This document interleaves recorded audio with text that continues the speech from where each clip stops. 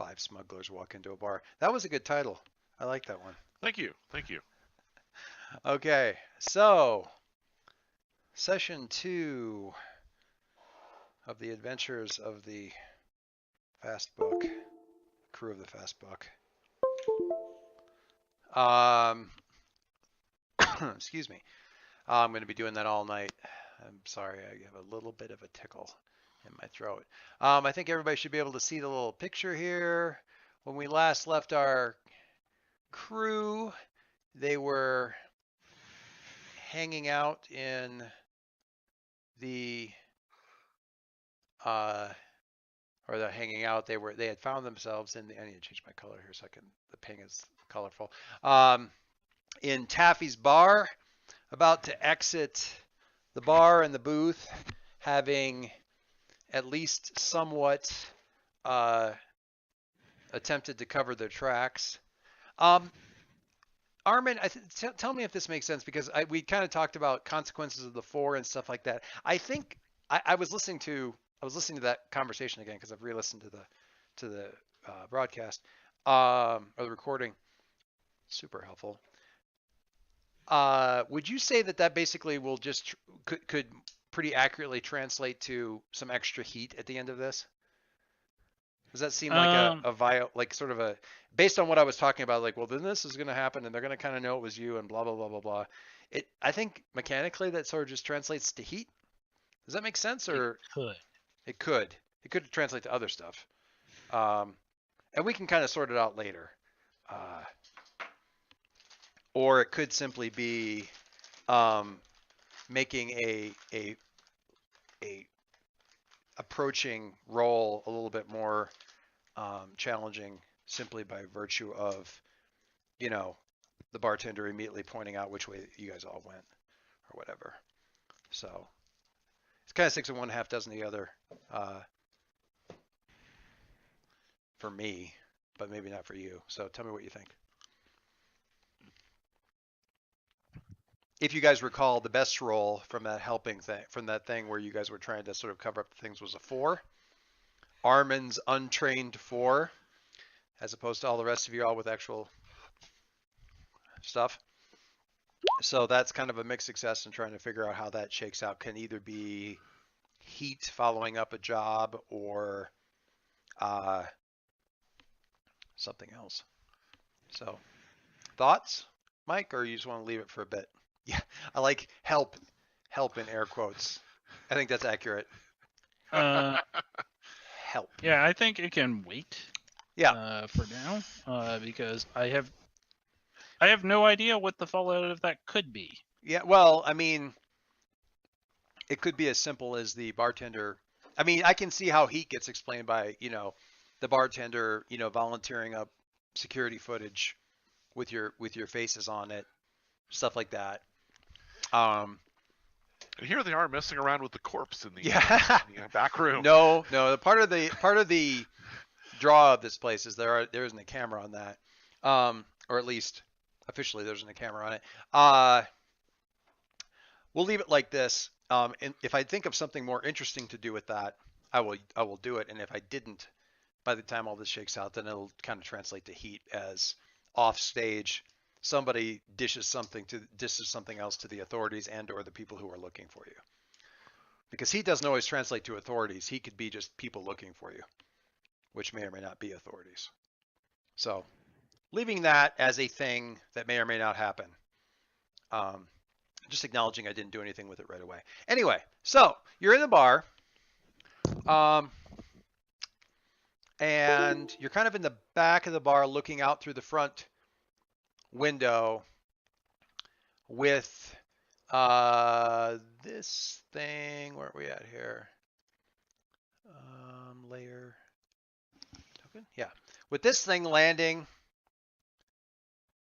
outside. Okay, so we aren't outside. Ooh, nice composite. Oh, with animation. Oh my God. You like that? And sound effects.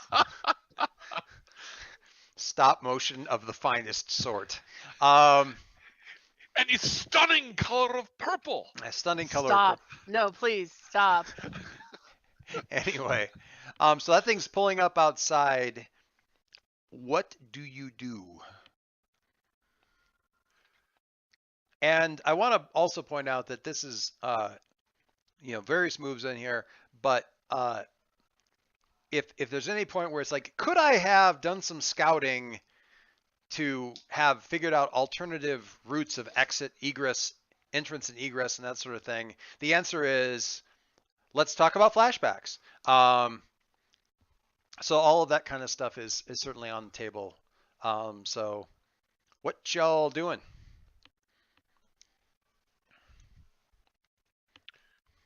What do you think? Asking a bystander at the bar to hold my beer.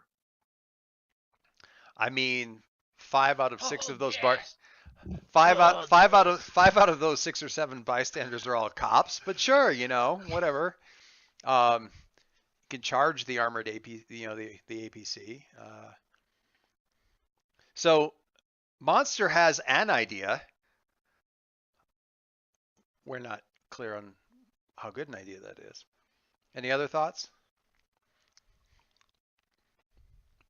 It may be a great idea. Who knows?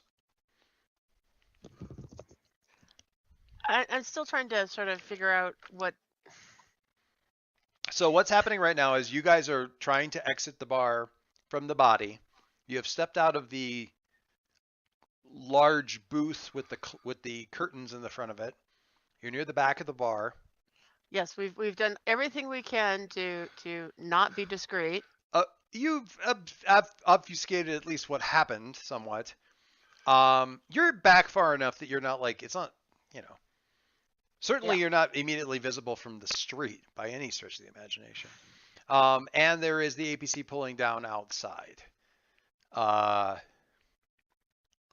Do you Jar Jar Binks it and just throw your hands up and say, "I give up," or something else? I give up.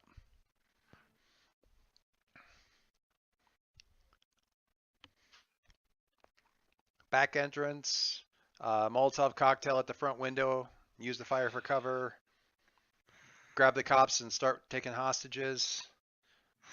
Oh yeah, that always goes well. You know what I found as a designer of instructional material is that I find who the subject matter expert is on the subject, and then I start proposing what I would put up there if they don't start giving me material, and suddenly they get very motivated to give me more accurate material. So, as the subject matter experts on your character, allow me to keep proposing bad ideas until you come up with something that you like better. I'm reminded of a French movie called District 13, where a crime boss had a hold of a nuke that was set to go off. I think I've seen that. And he had his underlings lined up, and he's like, ideas, and they had nothing. He started shooting them line by line, and finally one of the guys was like, wait, I got it. It was intensely motivational. Yeah, very, very motivational. You don't have an idea? Oh, okay. Molotov cocktails amongst the police and escape under the cover of smoke. Like Drifter's idea is like there's an APC here, which is overkill for a murder investigation. Maybe they're not here for this. Maybe they're just here to drink. And maybe we I can don't think just they're here to drink, but that's way too soon for them to be here for. Well, nobody even knows about the body, presumably. Yeah. Well, except for who did it. Right. And if they are showing up because of that, it's because they've been notified, which ultimately tells you something. Means we're screwed already. Or something. It's okay to have bar brawl whether they are here to drink or not. I mean, I'm down with whatever you guys decide to do. My only question once things start happening is how desperate will the situation be? Don't feel like you have to go out the front door. It's a bar. It's a seedy bar. There's a back door. There are upstairs. There's roofs.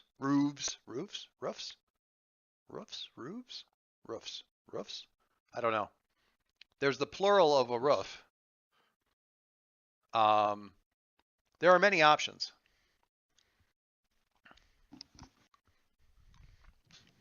Well, since no one's taking the lead right now, I'm going to say skedaddle at the back door.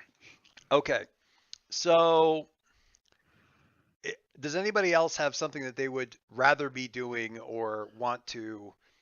Yes, they skedaddle while I provide the distraction of throwing a table at one of the policemen. Or I don't know why I gave that particular suggestion in Monster's accent, but You know, Yeah. Out the Of back course, sounds we fine. have no idea. always without the back. so what this would be, and at the risk of repeating what was already a very painful experience, this would basically be, I think, a group skulk. Does that sound about right? I think that's about right. So very much, I mean, mechanically speaking, it's the same dice roll as last time. It's just maybe somebody else is leading it or something like that. Whoever. Maybe some might do better. Well, Well, I guess the question is, are we trying to do it in a way that doesn't attract any particular notice, or I mean, that would be skulk. are we just yeah, or Are are we, we just are we just, just all, exiting? all heading to the head at the same time? That's not suspicious. Well, no. Especially since I'm carrying a big chest on my shoulder. Valise. Crate? No, not a crate. Baggage. Baggage. Steamer trunk. Gigantic steamer trunk. I mean, that's up to you guys. I mean, are you just gonna like head out the back and see if anybody says anything, or are you going to try Well, to? first, let me ask you an important question. Mhm. Did our friend pay for his drinks? He only had the one drink, and Armin. No. Did Armin pay for the drinks? Oh yeah, he did. He dropped like 100. Presumably. He was like the whole like, can you break 100? Never mind, I'll just buy something for everybody. Drinks for everybody. So there's a modicum of goodwill there. I believe he got I would have to backtrack to see exactly what he rolled. I don't know if it was a 6, but it was a 6, wasn't it? I feel like it was a 6. I mean, it is not at all unbelievable that these guys are going to be, jolly and speaking with each other, and the bartender is going to be pocketing the not insubstantial change from 100 for, 6 or 7 drinks, and you guys skulk your way out the back. Certainly. I think that sounds like a fine plan. I better put on my hat. Who's most likely to have a idea of the neighborhood in terms of let's get out the back and head for the ship? Which is a long way of me asking who's going to lead this who wants to step up and try to lead this little shindig? Who wants to skulk-a-dulk? Who wants to be the lead skulker? I think that's probably me. All right, lead skulker. So how this works, you'll see it from the other direction as Armin, is everybody rolls. You take your best dice that anybody gets, but anybody who rolls a 1, 2, or 3 causes you a point of stress. So the upside is you take the best roll. As group activities go, I kind of like this mechanic. It's pretty cool. We also have long pause as I look. At least a couple of gambit points left. Gambits left. We should. We have like 3 gambits left, so you could certainly spend a gambit on it to kind of give yourself a little bit, kind of trade in a little bit of luck. What's our position? They're not that close yet. The thing is still landing, so it's certainly not controlled, but I would call it risky. I don't think it's desperate yet. So it would be controlled and pretty much standard. There's a potential here for them to come in and the bartender go, well, they didn't come out this way, so they had to have gone out the back kind of thing. Just because of how the other rolls went and stuff. But so we'd say, it's pretty straightforward. It's risky standard. If you want to push for a really great result, then that becomes a little bit more desperate. You can kind of push it that way. If you want to, let me say, and not to get too far in the weeds in here, but I want to kind of explore some of this stuff. there's a maneuver in here called there's an option in here called setup, where you can sort of set up a help for somebody else to do something. So you roll and do a thing like, for example, my friends are going to sneak away, and I'm gonna distract the people who might be noticing that they're sneaking out the back, as an example. So you roll a thing, and whatever that happens to be, whether it's, sway or something like that to draw everybody's attention, if you roll well enough, then it can either improve the person you're helping's position or improve their result. Kind of, their position. What's the other thing? Improve their position or improve their thing. If they're risky and standard, you could make the risky into control. Right. Or you Their can make, levels or you can make the standard great. You can move one or the other. So I want to point out that if you guys decide to use a flashback, if anybody decides to use a flashback, I will give you an example. Monster being considerably more paranoid and well prepared than we would be expecting. This is why I'm using you as an example, because it doesn't seem super likely. Wants to do a flashback where he wedged a remote triggered phosphorus grenade into the lintel above the door of the bar, and he triggers it to give everybody an extra cover. And if he rolls whatever he'd need to roll for that, this again, bad example, but it's one, then that would give you guys I'm going to use that to increase our result. So it goes from risky standard to risky great, because everybody out in the front and in the bar and on the street are probably worried about the phosphorus grenade and not whoever's sneaking out the back. And you can do that you can do a flashback to having already done it. Any kind of planning along that route, even if it was like, I checked the street maps before we came down, so I know the best way out of here, blah, blah, blah. Any of that kind of stuff can be a sort of flashback to helping kind of thing also, if any of that sounds like a cool thing that you want to do. Well, I mean, it could be something as simple as Monster's actually eaten at this place before.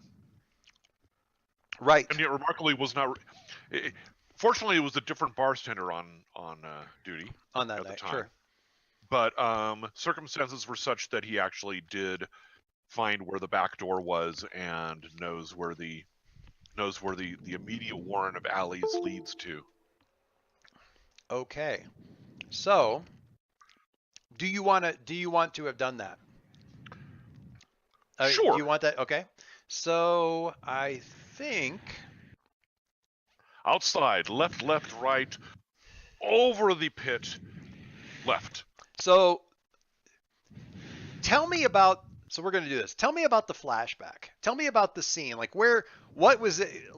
So let's assume it's daylit. And what are you eating at the bar? Eating at the table? And what are you like? What did you hear about that you wanted to come here and try?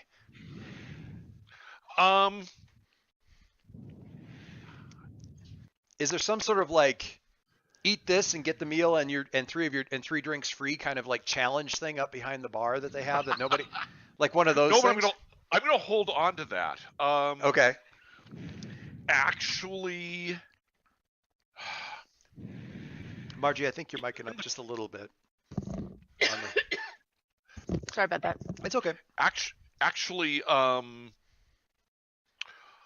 while in temporary custody on this particular planet 2 or 3 visits ago, actually overheard some of the local constabulary talking about they make an amazing chili here. Okay.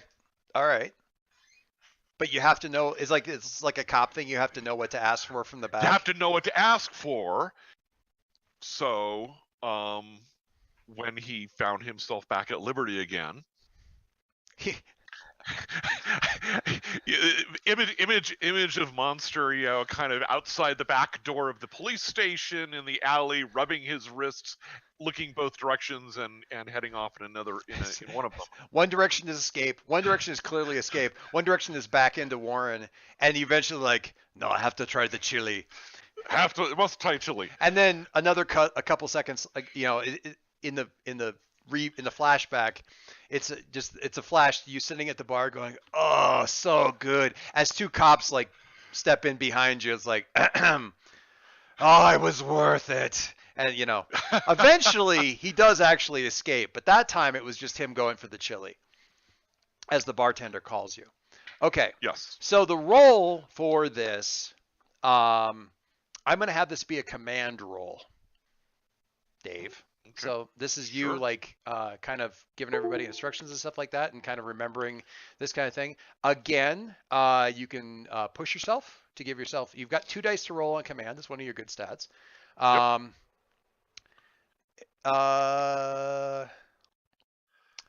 You can push yourself to take an extra dice. You could spend a gambit to take an extra dice. The effect of this is going to be giving people a better result on the other side of things.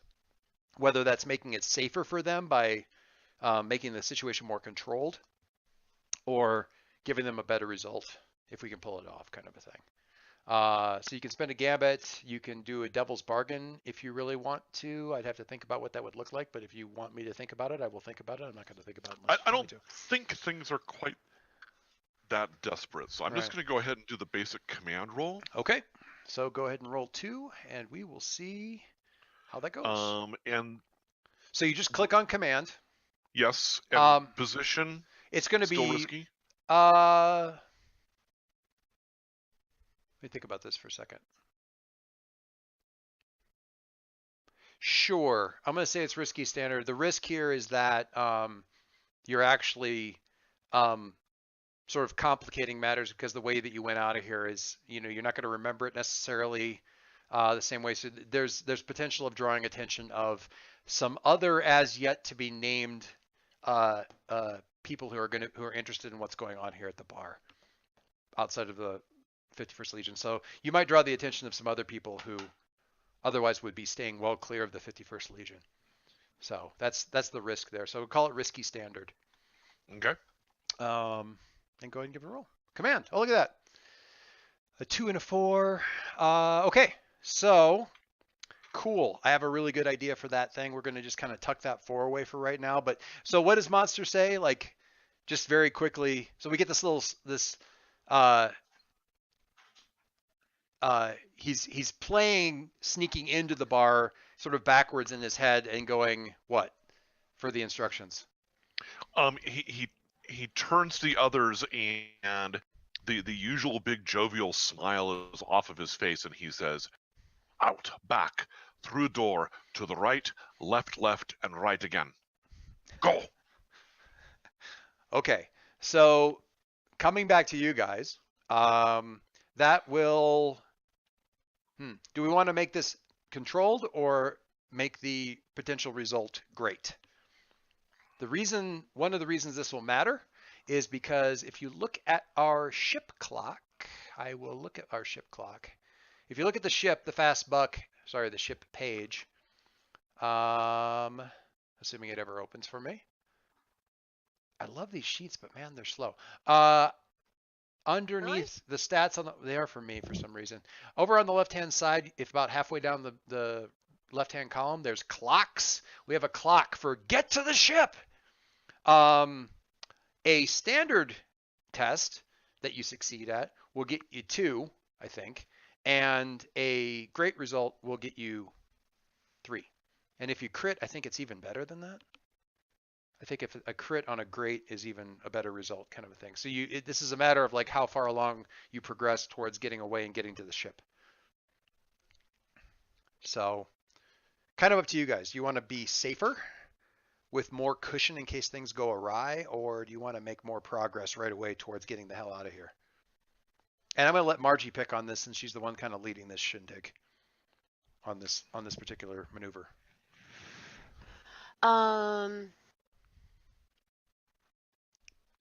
You can go for controlled in terms of your position, or leave it as risky and go for great on the results?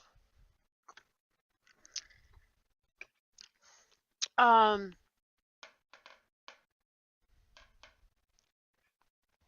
think I would tend towards great and risky. Okay, That's just me. sounds good to me. All right, so 'Cause, that's me. we will start off with you then. Do you want to spend a gambit on this? We'll just stick this with you in case you want to use a gambit. Yes. Yes, please. Okay, so you got a gambit. You have a skill of. I'm trying to unclick that. 1. It doesn't want me to unclick that gambit. Doesn't matter. You have a skill of 1, which means you get to roll. You get a bonus dice, so you should be able to roll 2 dice. So go ahead and hit your skulk, and when it asks if you have any bonus dice, you pick 1, and your position should be risky, and your result should be great. Okay, so it just gives me risky. You can. I think it should give you a drop down. Risky, and yeah, after you do risky, it'll give you another thing for the position, but I think it's the last thing that it asks you. Okay, so standard, limited, great. Yep, So you it's want the great. great. Yep. And then it'll ask you after that if you have any Yeah, bonus there you dice, go. I think, and I'll take that extra bonus dice from the gambit. Okay.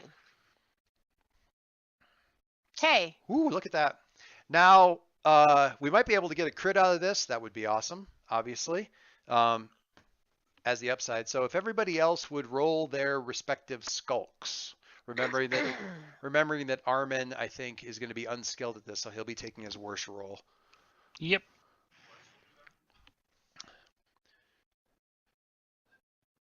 Does Dave do Yeah, a score also? everybody. Bryce will do that? Yep, yeah, because Okay. your other thing that was months ago. That was years ago. Okay. Yeah, so everybody skulks. Anybody who gets, we're really at this point in time just paying attention to if anybody gets a 6, or if anybody gets a. Oh, 3, lots 2, of 1. 5s. Lots of 5s. Not for me. I got a 1. Yeah, Armin got a 1, so this does cause a little bit of stress. And do we still need? I think we still need Monster. Monster rolled a nothing. Oh, he got a 5. Oh, look at all those 5s. Wow, that's just We're a freaking- lot sneakier with a bit of alcohol in us. A series of 5s. We'll call that the poor man's crit, which is not a crit. A hegemony helicarrier dropping down in the front of the bar wonderfully concentrates the mind. Yeah, exactly. So Kay does pick up 1 stress from Armin. Armin's 1, but other than that, goes rather swimmingly as you guys are going back through there. So that is a success, and I believe that advances the ship clock, or the get back to the ship clock by 2. Somebody please check me if I'm wrong on that. And by So somebody, I mean since Mike. Since I used a thing, do I get a thing? Since I used a gambit, does that mark something? You used a gambit. You succeeded. It was a risky roll. What all is supposed to happen there? Well, my special is that if it's desperate, I generate gambits. Right, but But- that's an abnormal thing. Normally, desperate doesn't Right. generate gambits.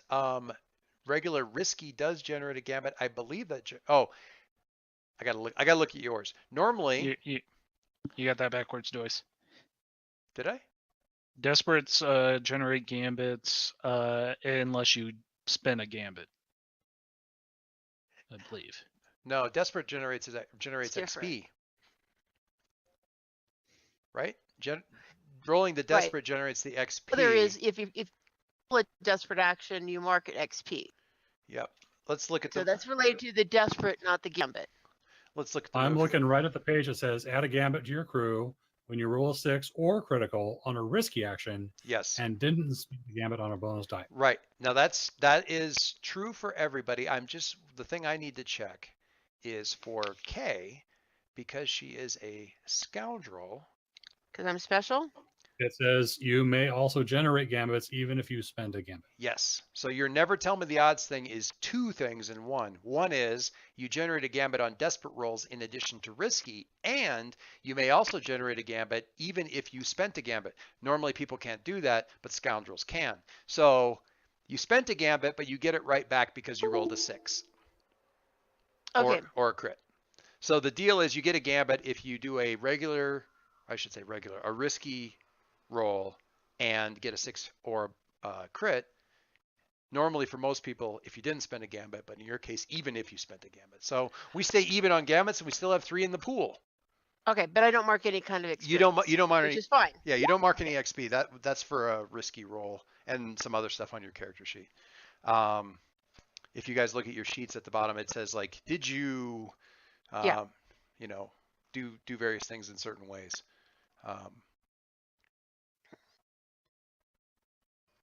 In Armin's case, address a tough challenge with deception or influence. Okay, so we have a success. We're slipping out the back. We are definitely slipping out the back, and I'm going to put us in this kind of back street thing here. Hang on a second. That little clicky thing. Doesn't want to let me click on the. Oh, I know. Hang on. That's better. Put that here. There we go. There's a back street. So you guys come out of like a little side alley thing. Really, the width of a door, we'll say. God, I used to see these all the time in New York. You've got the one door here that goes up a flight of stairs to like the second floor, and there's another one here that's right next to it, and barely the width of a proper door that's leading actually into the back of the bar. People who are regulars actually know about it, can come in the back this way. So you guys kind of, although in this case it kind of goes back through all of those convoluted twists and turns, and you guys are only in this street for a hot second before you slip down another alley following monsters twists and turns as you slide your way into this.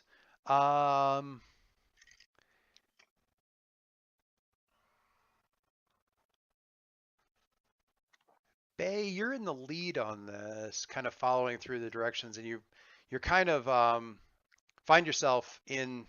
We'll just put us into this street after following all those instructions, and about to turn. About to turn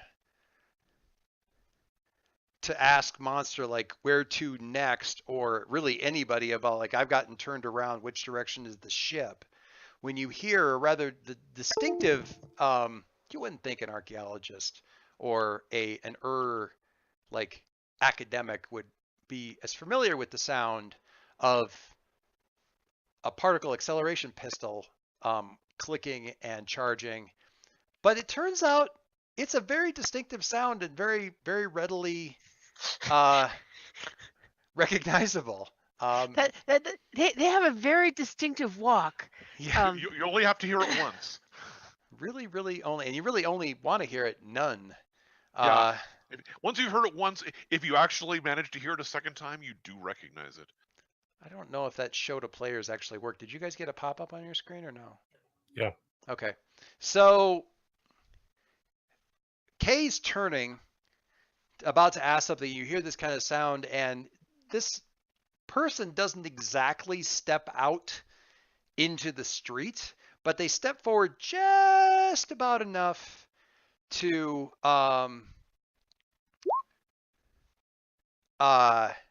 be visible, which is clearly an intentional thing. It feels a lot more a positive thing with the helpful label at the top of the image. Yeah, it shouldn't necessarily, but because friend is sort of relative, but relative to the fact that Monster rolled a 4. Woohoo! The very flattened tone coming through like sort of the helmet speakers, and there's a couple people who kind of like catch sight of like, it's not even so much that they saw the person in the alley, it's that they saw you guys go rather still all of a sudden, and that's kind of a tell for people in this area. and they kind of like, I don't know what's going on, but I don't want to be here, kind of thing. So the immediate area gets awfully vacant.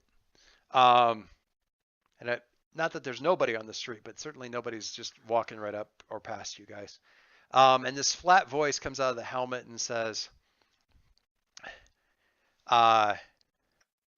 you shouldn't have brought me back here when you came back for the chili the second time. I knew there was probably only one way out of that place.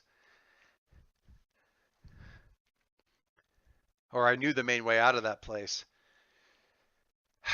And there's this like kind of long sigh.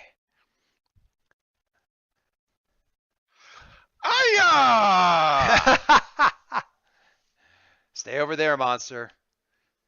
Stay over there. I'm not here for Yeah. I'm not here for a social call. This is a job. Oh, that is very, very sad.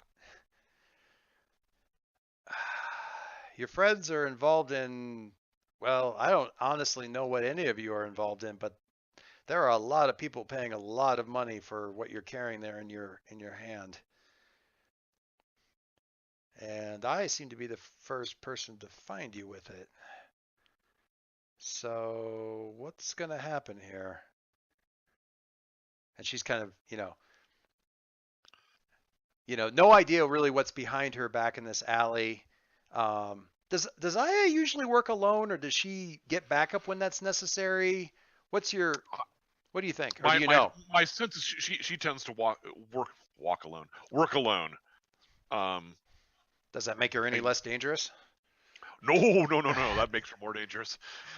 Yeah, given where she's at, and this, I mean, with all due respect to your picture, which is fine, that implies a lack of,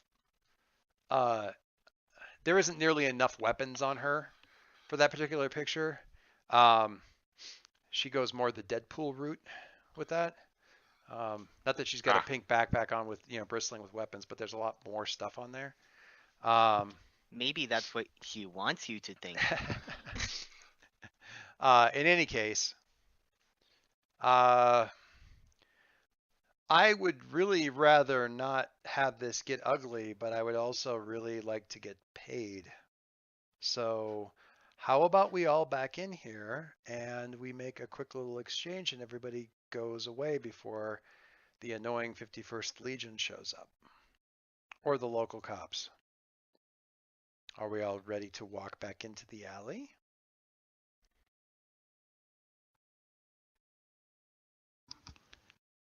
How much? Sorry. I mean, you're adorable and your eyeshadow is honestly incredibly well done, but I don't think you have the credits to back up the play that you're about to make. Otherwise, you wouldn't be doing this job. No. Wrong way. Hmm? How much from you? Sorry, you're going to have to walk me through that one. Okay, so 51st Legion, right over there. Well, One of you. It's probably a block and a half, but sure. Yeah, 5 of us. As soon as the gunfire starts, they would come running, and I don't think you'd get away that quickly. They're not looking for me. They have no reason to do anything to me. They need a very specific list of bodies and that case. Yeah. So if things get bad, I'm not the one they're going to be shooting at. Now, I get what you're doing, and it's commendable, but I'm not sure you have a leg to stand on here. Now, that doesn't mean you don't have a leg to stand on, just so you know. You can certainly. Oh no, I completely understand this. Yeah, I mean, This all this comes is down the to first part of the bargaining stage. Yeah. So the first part of the bargaining stage, the first part of the morning stage, any of that kind of stuff. So, what are you? I mean, Dave, I'm gonna leave this up to you. She can be It's your friend. convinced. She can be convinced of something. Am I convincing your friend that we should deal instead of like whatever, or am I convinced, or am I setting them up for somebody to get behind them? That's going to be a whole different. That's definitely a desperate thing, but it kind of depends on the situation. Did you say desperate? I like desperate. Where's Arm? I'm thinking would be much better if this is something that we can talk about and avoid someone or another or multiple people getting smushed. Smushed. Okay. Well, in that case, So I guess we're aiming for kind of a sway here. Sway good. yeah, I suppose. Really, You would what rather. I would like them consort. to do, what I would like them to do, is to like trade for the case. I mean, right now I have no idea what's in it. I know it's dangerous to us because people are coming But you after want to get it. paid. Is that what Yeah, you're but I saying? want to get paid. So Yeah. I got the case away from him. It's not my fault. It's empty, kind of thing. Like that's no, what that's no. what you're as that's in, what you're as that's what in, you're we'll give you the case. What right. will No, you give us for I'm it? saying that's her line. You know, yeah, you know, hey, if you're getting paid for the case, we'll give you the case, and then nobody has to get punched or smushed or anything like that. yeah, that's what I'm leveraging towards. Okay, it's probably not a group. It's not a group effort. I would go with sway plus monster helping in some way. Does that make sense? Doing is it an assist? I was about to say, yeah, if you want to assist, fine. If it's anything else, no. Well, he's gone with, yeah, you don't want to do a group. Armin can't take another group effort from y'all. Yeah. I mean, she knows Monster. She knows he's dangerous. So it's a simple, Monster, from your side, it's a simple matter of like throwing a point of stress into this. And I can see how this is actually stressful for you because you're kind of, even though Monster is somewhat happy-go-lucky, there's a situation here where your team is being threatened by and also threatening your friend. Yeah. That's not fun, but you do, sort of have a contractual obligation to loom menacingly. That's simple enough to just give him an extra die if you want to take a point of stress there and help him out with that. Sure. Sure. Okay, so we have an assist on Armin's sway, and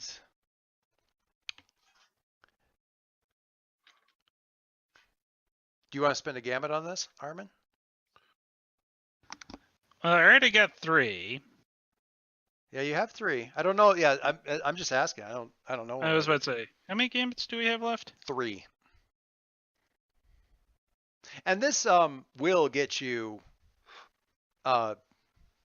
This will progress you towards getting to the ship, just so you know. Oh, in that case, yes, I would definitely like to spend a gambit. Okay. So, all right. I feel like we're in a pretty. I mean, there's 5 of you guys. I engage in small groups though evenly, so that's not as big a deal, but it's still a deal.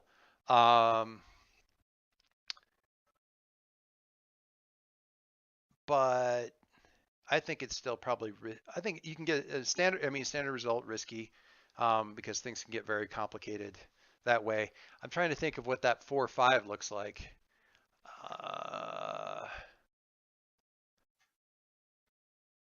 I think I have something here. Do I think I spelled that out ahead of time? Yeah.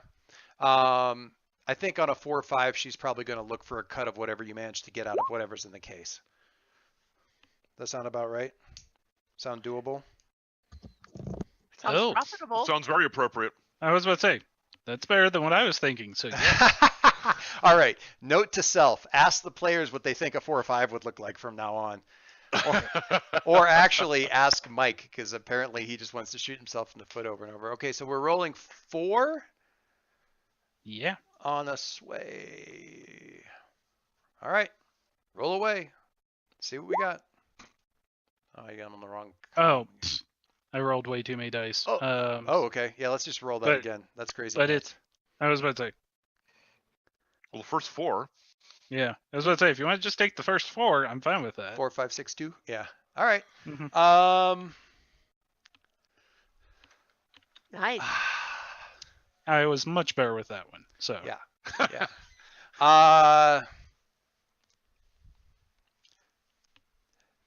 Did you guys act? Okay. Back into the alley then. All right. So quick question about flashback stuff.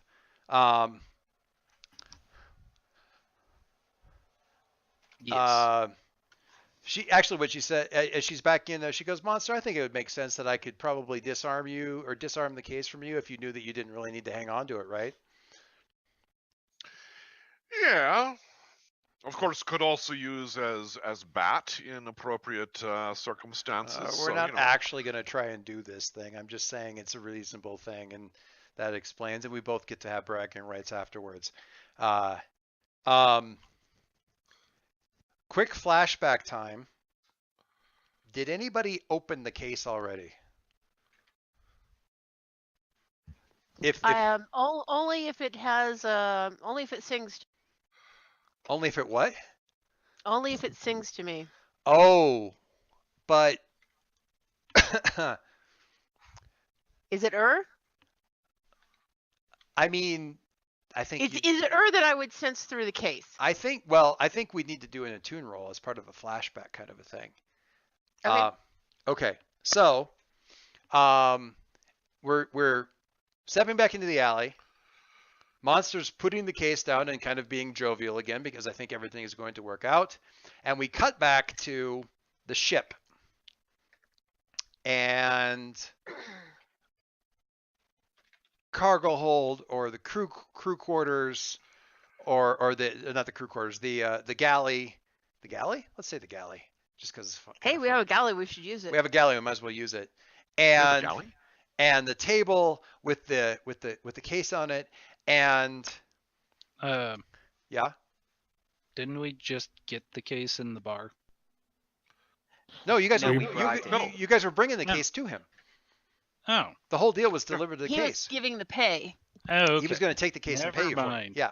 So I was lost. no, it's okay. You got That's right. so you got Too case bad on, somebody else cut him in first. yeah. You got the case on the table, and I'm going to have you do an attune roll to see what you sense off of this thing. Okay. And where is Bay? What would the position be? Controlled Yeah. and standard, I think. Okay. Standard or limited? Standard. Standard. Okay.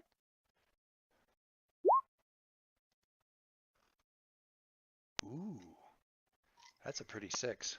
You give me just a second here. I want to look at something real quick on a tune. It's definitely singing to you. There's definitely that. The case isn't super easy to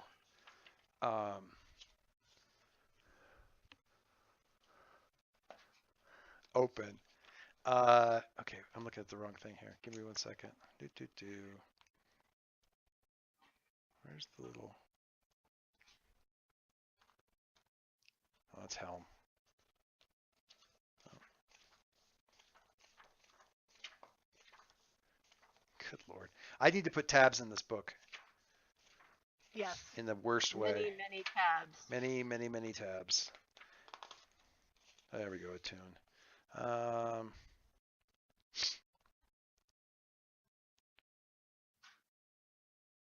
Okay, so there is something in the case.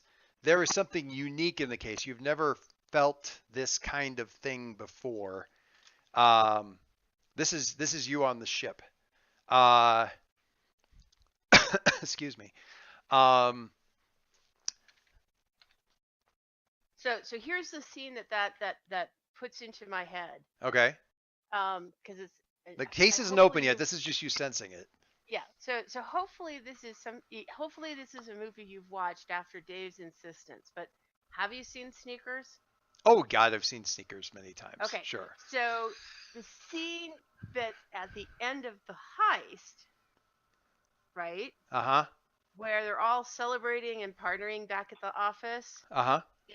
and Whistler Uh-huh. is sitting at the computer playing with the MacGuffin Uh-huh. and is hey, come over here, put this on it, put the sensor on a different place, okay, move it now, move it down, wait, go back one. All right, give me the Earl for the FBI, and Yeah. Things start and it's happening. sort of like this is Whistler standing at the box. So well, this is you getting the sense for sure of something being very, very, yeah, your reaction there very, very big. Now my question is, in the flashback, do you immediately try to get the case open? Because that's going to be rig. And probably the complications on that is somebody walking in on you while you're doing that, and you guys having this little secret between the two of you. And possibly both of you knowing No, what's in the case. I see it as the hey, come over here, listen to this. So your reaction was to actually get somebody else to come, Yeah, like, I definitely playing this straight out Whistler. okay. Yeah. So my question then to you is, as this case goes down on the ground, who else knows that there's something weird? That this is definitely an thing. Who did you loop in at the ship that already knows something about what's in the case? Even if you guys didn't actually end up opening the case at the time, which you may have, we haven't established that yet. But who's in on this? Who did you grab? Oh, that's a good question. I'm assuming not Armin, because Armin seems a little bit like fuzzy on the case scenario here. It'd be really funny if Monster was doing all of this stuff, been carrying the thing around, and the fucking thing's been empty the entire time. That'd be really hilarious to me. But okay, so let me ask the general public a question to kind of fill in some spaces here. Does anybody else have anything in a tune? Nope. All right. what about the doctor? Me? No. All right. It may be. I mean, so I can bullshit it, but Yeah, but I think the doctor is closest because I know you have study, right? yeah, he's like an academic, so at least would kind of appreciate the academic applications of whatever. I mean, artifacts are. Hang on, just one second. It looks like my daughter has a question. 1 second.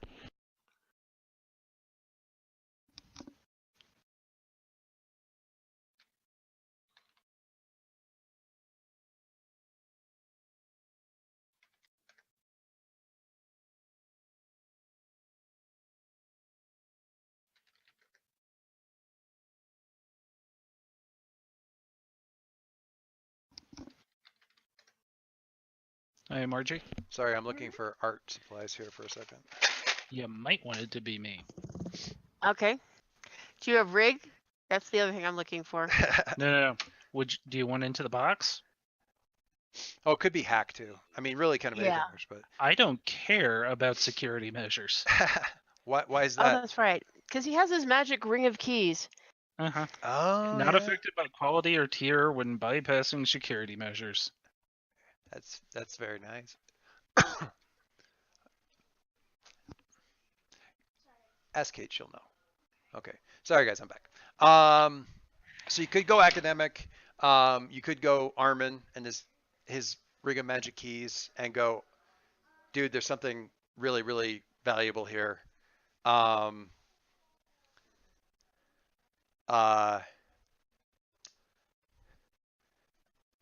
What do you think?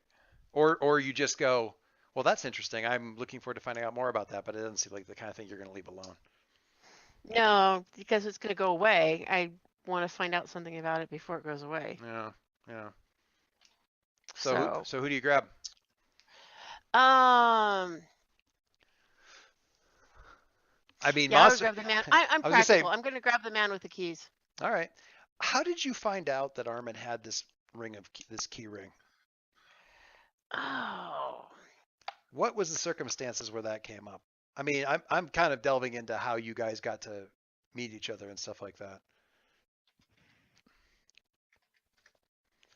Or, you know, I'm looking at the background of the crew and kind of seeing how you guys all kind of come together. So Armin, what is your vice? Pleasure, Luxury. luxury.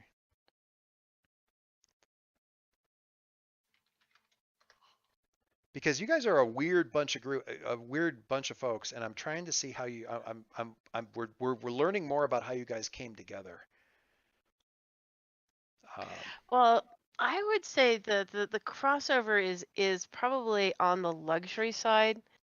Not in the sense of fine silks, but when you're spending time looking for artifacts, you will often find things that are pretty but not necessarily useful for myself, not powerful but beautiful. And so I imagine that that there was an event at some point where Was he? I was needing to leave someplace quickly, and he was in a position to help me for a price. And you had some sort of pretty gewgaw that he could put on his shelf at the office and make Yep. everybody wonder where the hell he got it. Mm-hmm. I want to know more about what that little gewgaw was, but we'll get back to that. You and- always want to know more. Well, I mean, we're learning, right? So he was able to kind of like keyring you out through that stuff, and you're like, I need these locks open. Armin has a keyring thing. So, Armin, how's this thing work? How's this work? Oh, so in the with the counting guild, it's very special biometrics, plug into things. Right, It's right. the little wristband that he has in his picture. Very cool. And go ahead. I was gonna say, except for when he left, he was just like, "Oh, I still have database access. Well, I'm taking all of these." I'm taking this. Mechanically, what does it do? Mechanically, I am not affected by quality or tier when bypassing security measures. So you don't have to worry about it being like awesome. Yeah, if it's tier 2 and I'm going to have like limited or zero effect, right? It's it's just like nope. So basically, go ahead. Security measures are the same tier as me, and not particularly, great or bad. Okay, let me look at the question then being, do you have rig or hack or something like that? I have hack. You have hack, and hack is fine. So this is like a control. I'm not going to actually make your roll for this because I just want the case open. So the question is, all right. So we see sort of the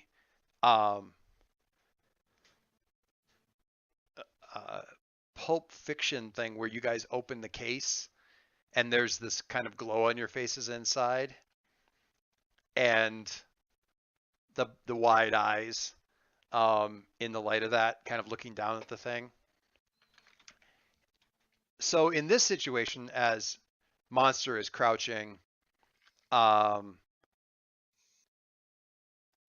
about to open the case, what do you say? Do you wait for him to like break it open or something like that, or you just tell Monster to just, do you stop him and say, no, just give him the case and let everybody figure out that it's already empty?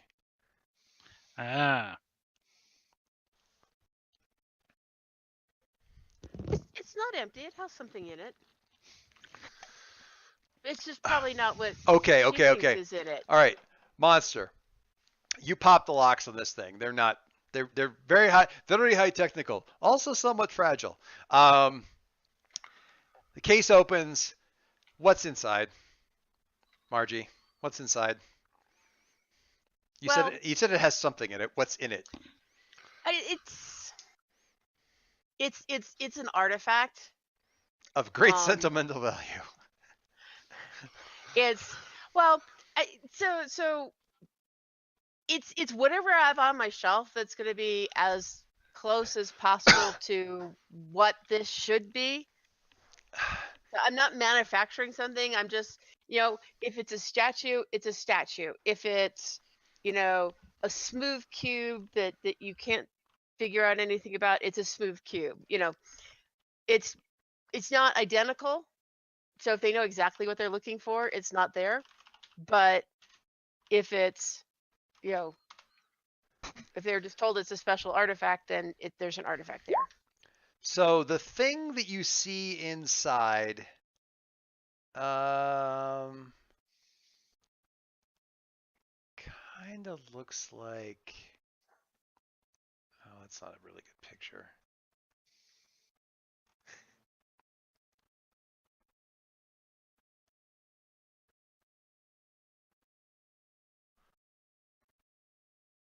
Fine, it'll work. Kind of looks like this. Monster's putting things up here. What is Monster doing?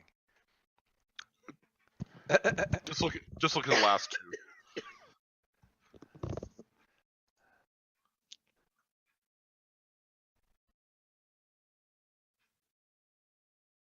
Yeah.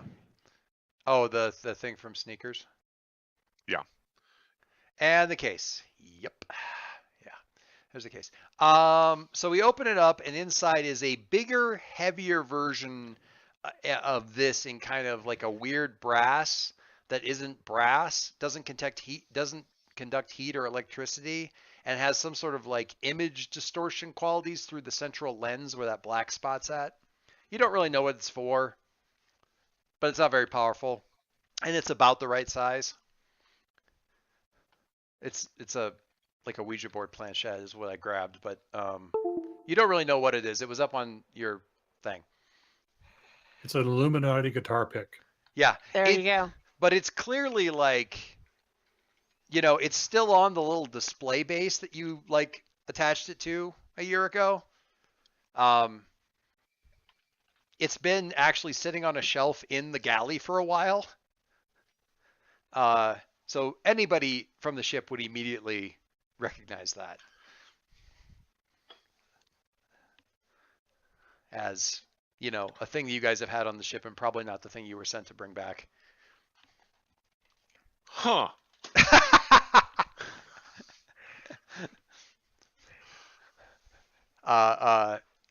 Kay, do you retrieve your possession?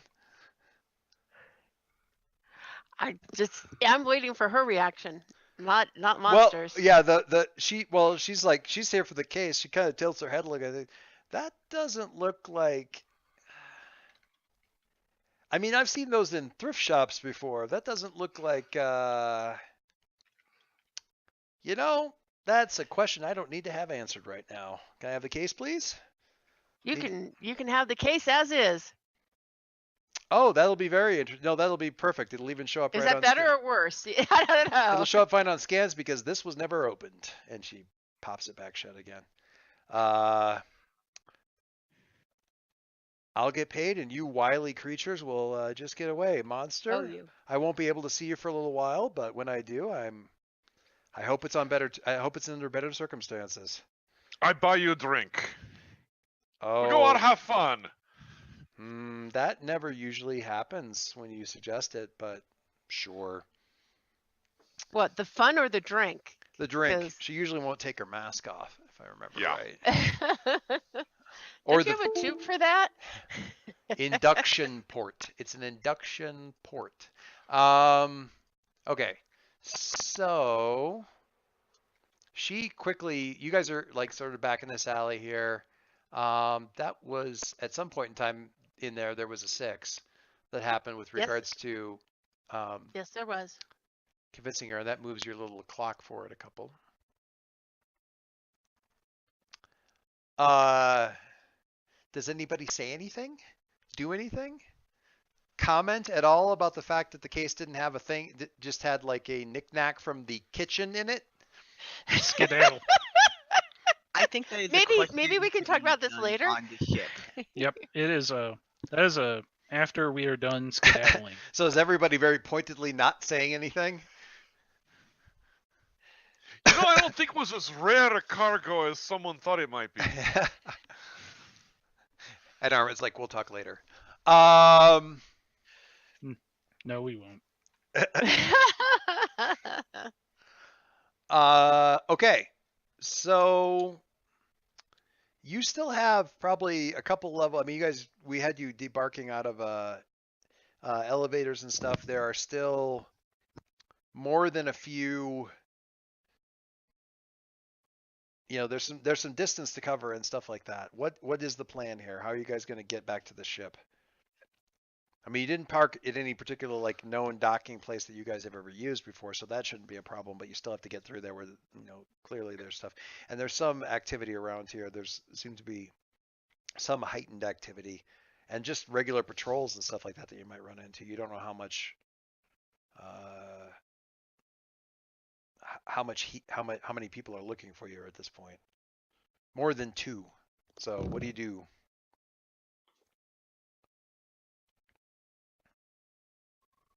Crock my knuckles. Okay. I think of that as Monsters like idle animation when he's like nobody's moving his avatar. Idle hands, as it were. Gon, you've been quiet. What do you think? What are you doing?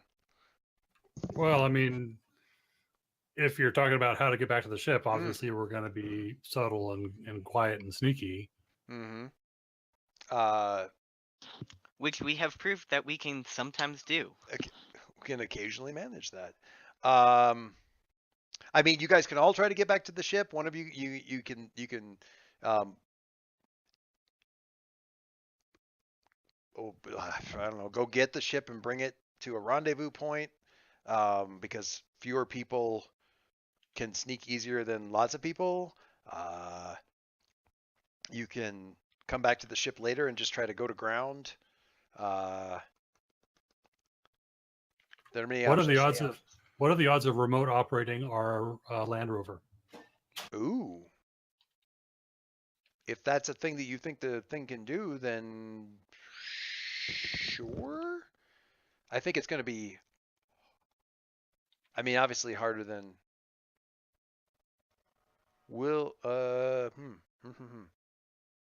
It can be done. You guys down with that? I mean, Yeah, I'm down with that. I mean, a loader truck moving around. Attention. Well, it's a loader truck. I mean, it's not like it's not an APC. You guys need to, you know, and it's not you guys.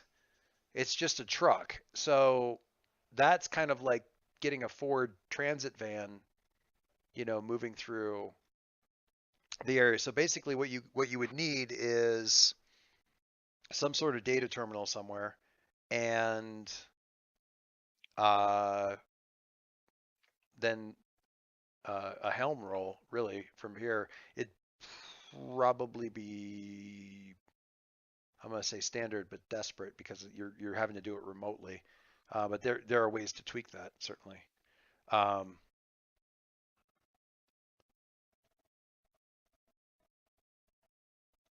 Is that the sort of thing like where you would need? Well, you tell me. I mean, I'm down with this, but tell me what you would need to do to be able to pilot remotely. Do you have to bring something with you, or do you just need the passcodes to access the ship remotely? I mean, is it just a matter of having TeamViewer, you know, version 20 installed on your like handheld terminal, or what do you need? Or did you have, would you have had to bring something from the ship? Well, I mean, the inspirations that I'm thinking of here are Aliens, where you know, Bishop could remote operate a shuttle with basically a handheld computer. Mm-hmm. James Bond can do it on his cell phone. I was gonna say on your cell phone. I don't think we're quite to that point, but it seems reasonable that we would have some sort of simple rig. Yeah, I'm just wondering if it was a thing that you've like would have had to have like remembered to bring along and say, shit might go wrong. I'm going to toss this in my pocket, or if it's more like the is it more the James Bond thing where you remembered to bring the gizmo, or is it more the aliens thing where it's a protocol that you've set up? Well, this seems like a question for load, doesn't it? So if we had our find small urbot or communicator, or I think there's probably a couple other possibilities on here. Is that what you're looking for? Oh, again, I'm painting in background, so I'm down with whatever you think is a cool option. Tell me about the find small urbot. Is that a thing with your character? That it's part of the standard pilot kit. Oh yeah. It's pitched somewhere between like the floating robot, helper and R2D2. So that's depending on specific. Where? Okay, I'm just looking at your. Oh look, find small urbot. Italics don't count for load. Lovely. Yeah, what I was going to say about that is just kind of assuming that for the purposes of being around the town, assume that you guys have got a light load. How this basically works is, if you say that on this job I'm doing a light load, you kind of have 3 check boxes you can check off. You don't have to say what you're bringing on the job. You just kind of check them off as you go, for whatever.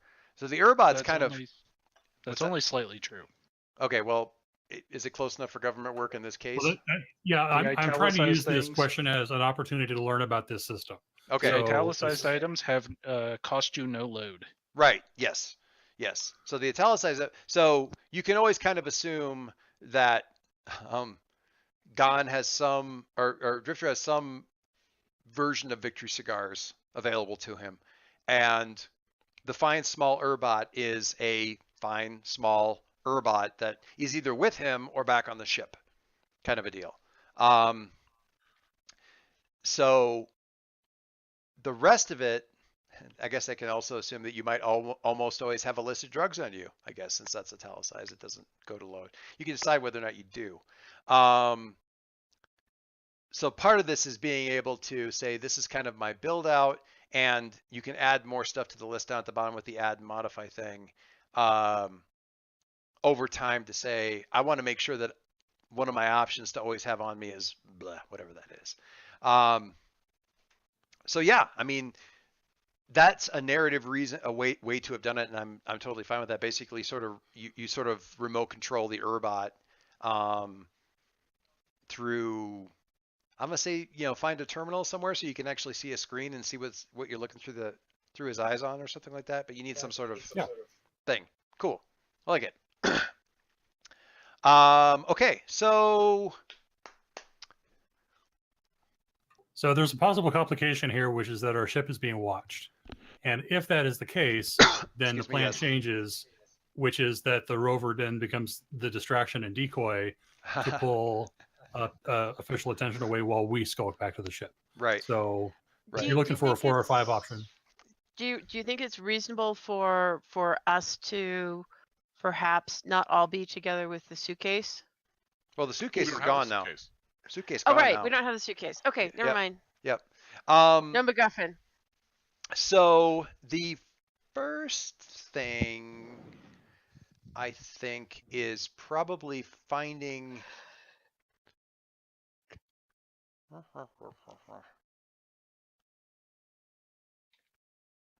I'm just looking at the skill list here to kind of. I'm still kind of working my way through some of this stuff too.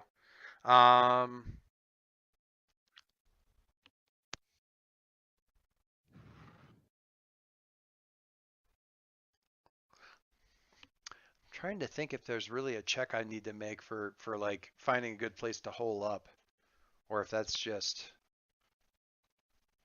wave your hands and we're not worrying about that. It's really a question of whether or not we want that to advance things. So let's not worry about it. So for the pilot, what we need is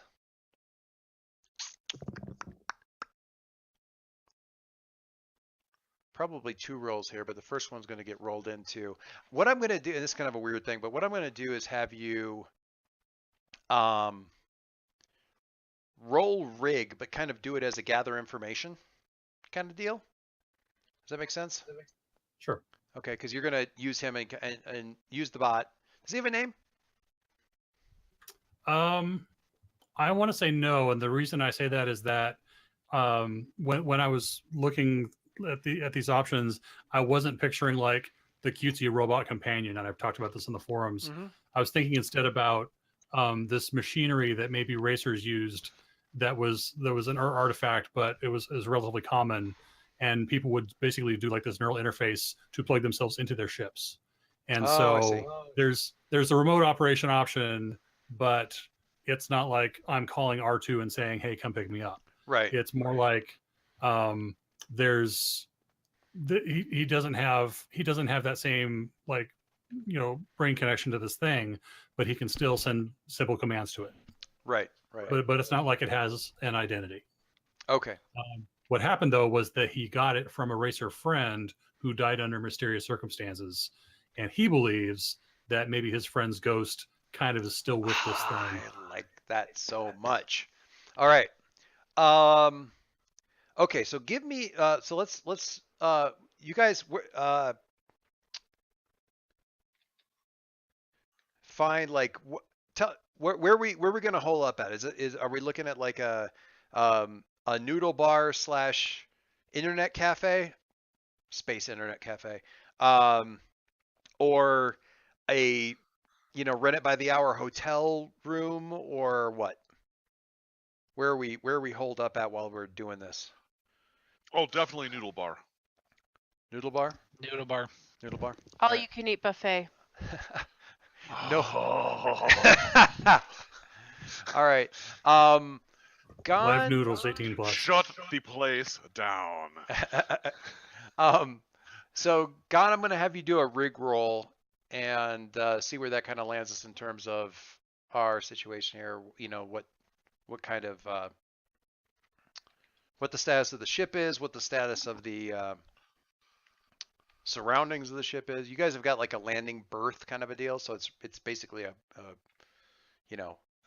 kind of thinking of what you get with Parking space? Well, it's more like a I mean it's a landing platform. You can kind of rent it by the hour, rent it for 2 hours kind of a thing. So a little bit like kind of like where the Millennium Falcon was parked in the first Star Wars movie. You could theoretically close the door and have a private space where the ship's at until your time runs out, kind of a deal. So this is risky standard or something else? I think it's the way you're describing it. I don't think it's desperate. I think piloting is going to be desperate. I think this is probably risky standard. Risk would be the place is actually being watched closely enough that they get that there's some sort of thing going on here. They're not going to be able to stop it, but they're going to be alerted to the fact that you're contacting the ship or something like that through like they're looking for any kind of data transfers going in and out of where like the ship's hookup or something like that. Okay, I got a 5. All right. So using the gather information stuff down at the bottom as a baseline here, just a general suggestion.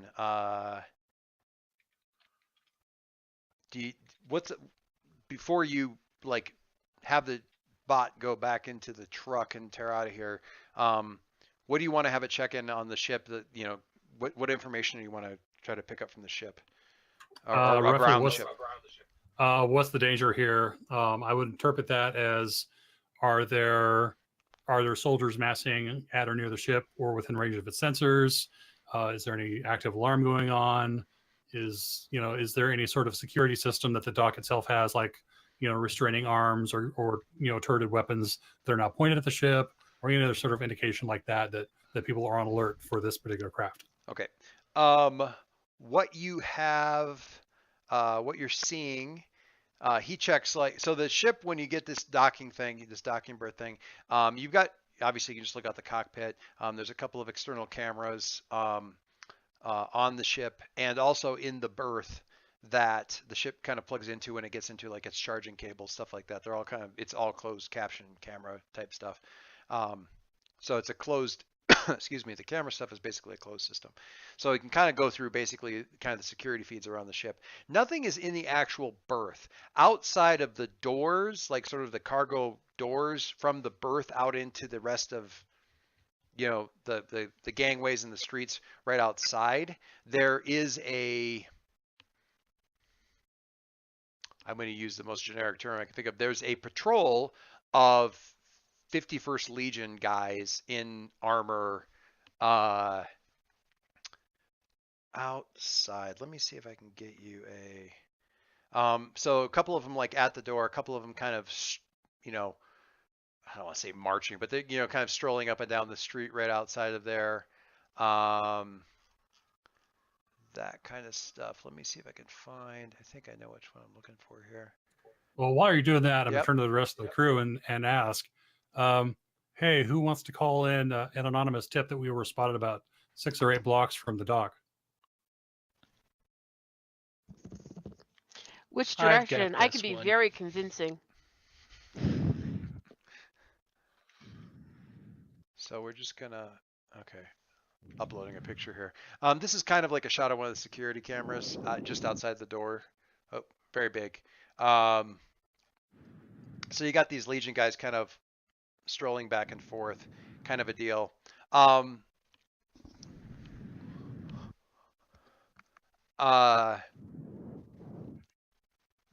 you're kind of watching that and looking at the screen for that, you see like the one with the, you know, band on the shoulder or something that would indicate sort of the ranking officer in this group, do the standard, you know, hand up to the ear thing, and nodding and shaking, and kind of like he makes some sort of motion or call out to, I mean, there's no sound on these security cameras, but he's clearly motioning to everybody that, you know, something's up, you know, eyes front, eyes forward, you know, full alert kind of a thing.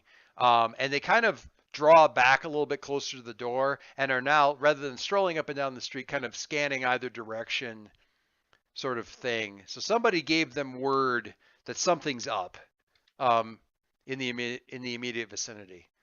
Could be, I mean, it could be any number of things, but they've definitely been alerted to something. So in this case, the truck would be possibly useful as a diversion. Okay. Lead up on Mary Or Chase. as mentioned, we can call in a sighting, and if it's persuasive enough, hopefully they'll be tasked to go pick us up. Could be.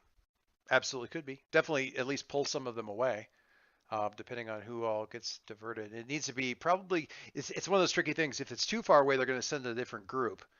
If it's too close, they're just going to wait and see how, you know. So yeah, finding that sweet spot. But yeah, certainly could do. Well, Margie sounded interested, so if she still wants to do it, I'd like to see where that goes. Yeah, I can For do sure. that.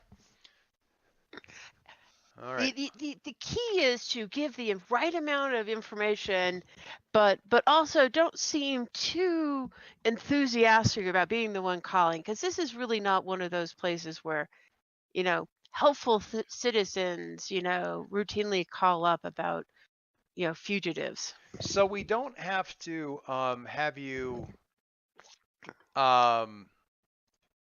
making this up on the fly. What is the assumption here in terms of like why are your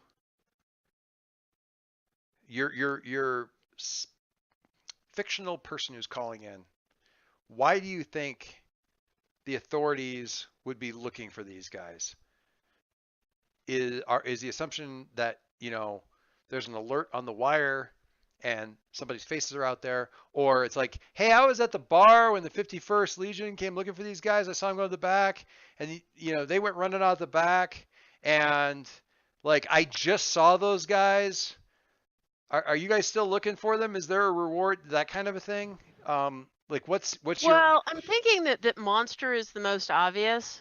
Oh yeah. I don't know how common monster is here, but I mean, even if I just like described a suspicious character hanging out near a jewelry, there's a suspicious character Oh, outside the jewelry shop and or something like that, and describe like monster. kind of throwing monster under the bus for being the most easily identifiable. To answer your question, Margie, he is, as far as we've been able to determine, literally unique in this sector. So He's a great big Xeno. it's a great big Xeno with horns on his head, and the only one as far as I know. Okay, so yeah, let's so they're on the alert there. I think that this is going to be so standard risky, just because they might trace the call for a suspicious call. Um, I'm going to say for what you guys want it to be, it's limited because these guys have got specific orders that if there's any kind of activity around the ship, buckle down and get ready for some action. So they kind of Right. had prior orders saying don't leave. So I'm not saying it can't be moved. I'm just saying. Well, I'm just hoping that a few of them get pulled off. How's Right. that? Well, and that's the definition of limited. It's not gonna.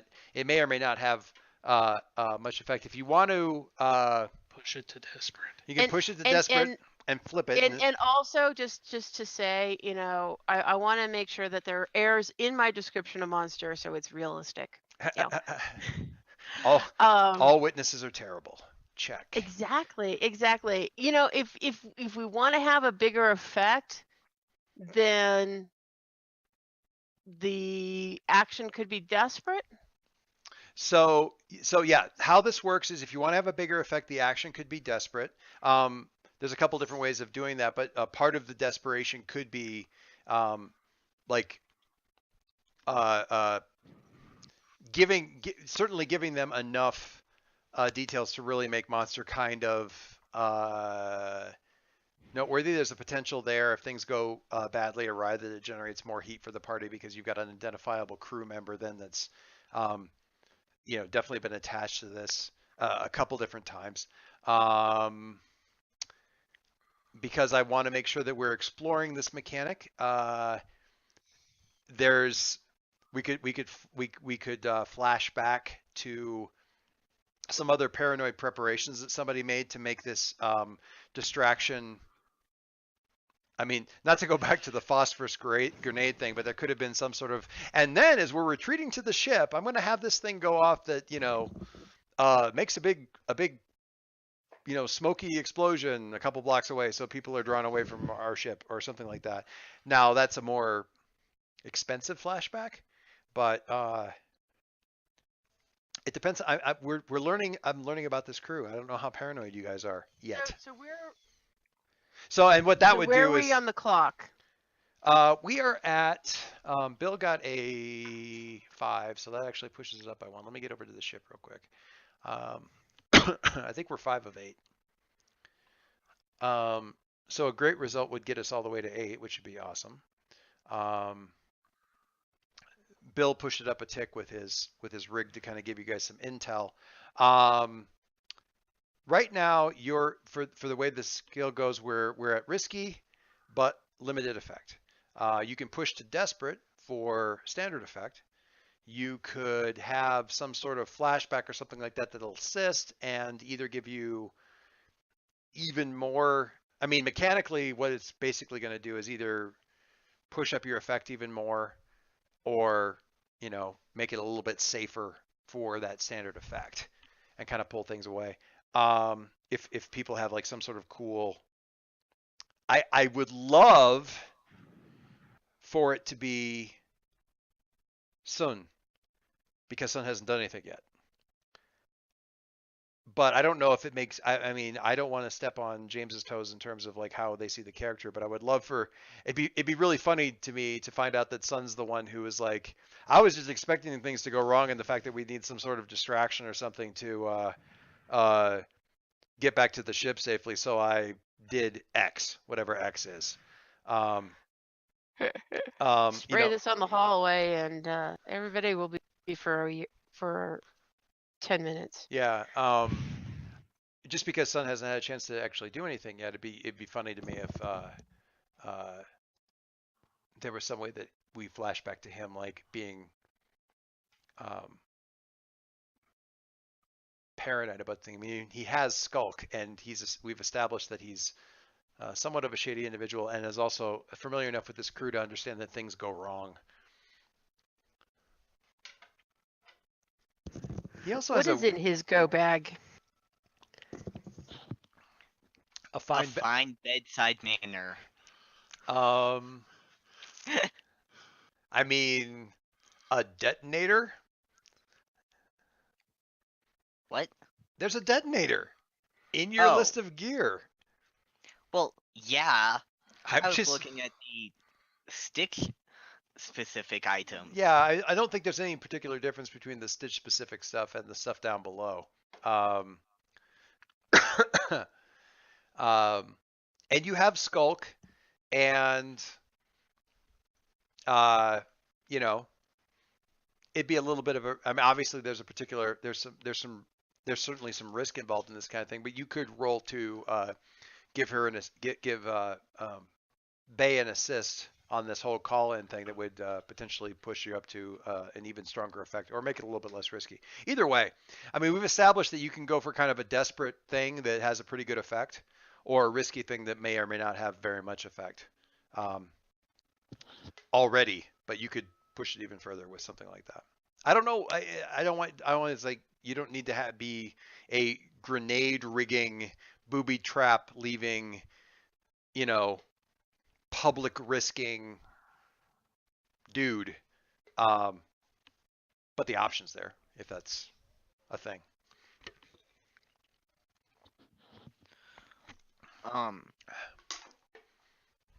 I mean, if our lovely archaeologist wants an assist. I think that would be thoughtful of you. Oh, thanks. Now it doesn't have to be that. It could be that you left the equivalent of space epicac in some random food kiosk or something like that a couple blocks away. So there's a pump, that kind of thing could be that would bring in ambulances and medical emergency type stuff and cause all kinds of distraction or something like that. It doesn't have to be a detonator. How far obviously. are we from the bar? Oh, I mean, hand wave distance away, because you were like 2 or 3 blocks away, and then you moved another ways away to get to the noodle bar. So you're about, call it 2/3 of the way back to the ship. Okay. You're miking up a little. Sorry. No, it's fine. Just telling you. What do you think, son?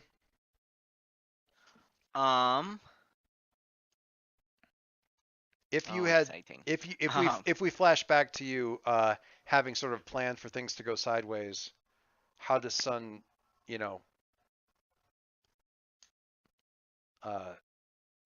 make preparations for having some cover? Plan ahead. How does Sun plan ahead for making some sort of thing? Or if he doesn't, that's fine too. Mainly a lot of grumbling. All right. Well, you don't have to have done anything at this point in time either. It's totally fine.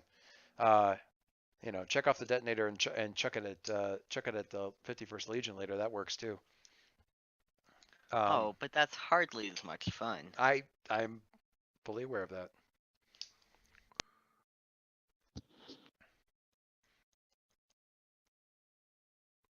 Thoughts? Anybody else have ideas? Thoughts? Suggestions? I've thrown out my best one, which is like rigged explosives and poisoning random passerby at a noodle bar. So, see, I was just exploring, how much, he likes or dislikes the law, because he might have just, left the epicac you know, At the you know, actual. some, you know, in the bar in some fashion that it would get used at a later point in time and with, you know, for him, Yeah. hilarious effects. Yeah. Contact poison all over the body, stuff like that. um,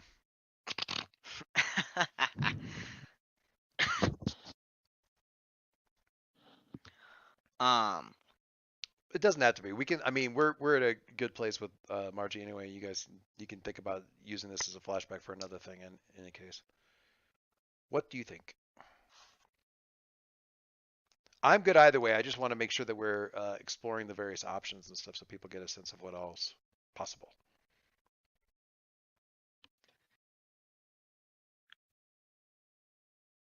I'm good with either.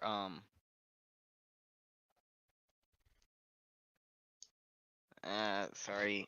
It's okay. If this doesn't seem like the kind of thing that that you don't have an idea leaping out at you, let's just go past it. It's fine. So, Yeah. Margie, Mhm. Bay, do you go for risky but limited, or desperate but standard result to clear out more guys? With the risk, probably. I mean, since it's desperate, we're looking at a situation where the call in is suspicious and quickly traced, kind of thing. Like that's the risk that we've got going there. Are there gambits left on the table? There are gambits left on the table. We still have 2. I think we still have 2. So there's a I gambit feel there. pretty good with desperate and a gambit. How does everybody else feel with me doing that? It is my style. I like that. So we have desperate. We have a gambit. We can. How am I supposed to get rid of the gambits? What am I supposed to be doing there? Because I feel like I'm doing it wrong. I'm clicking, but they're not going away. No. Do I have to just erase them and then re-add the That ones? that I can't help No, with. you click to the previous one. Oh, I see. Okay. Because wherever you click is where it sets it at. Because I all see. it is a number. Gotcha. No, that makes perfect sense.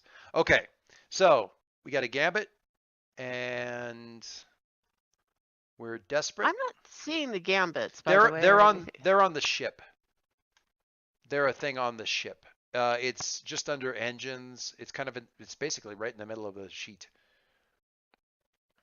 No, I mean, like I wasn't sure where it was, if it was on the screen someplace for us. It isn't. So. You got to open up the Okay. ship sheet to see. That's all I just was making sure I wasn't missing No. something. Ship is like the team character sheet almost, kind of a deal. All right, so we're back to Kay. She's got.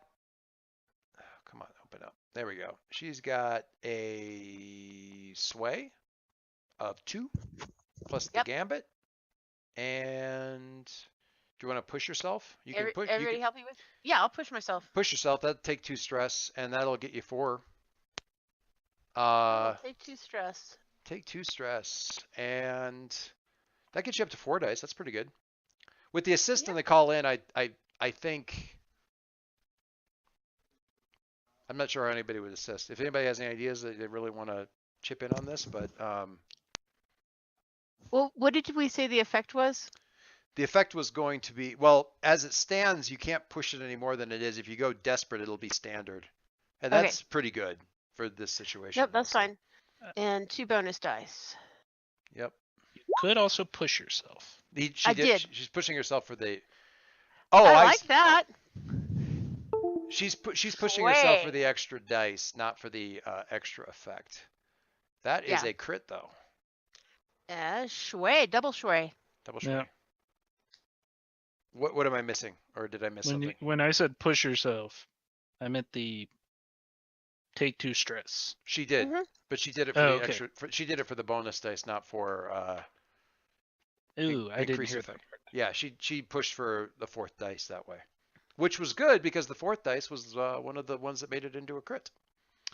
Okay, so that was a standard effect that critted. So you'll have to forgive me while I look at this real quick.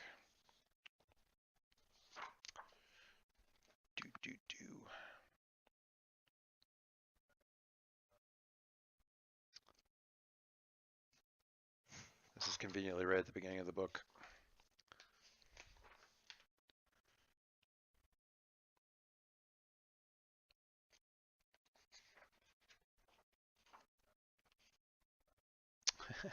They talk about it here, but the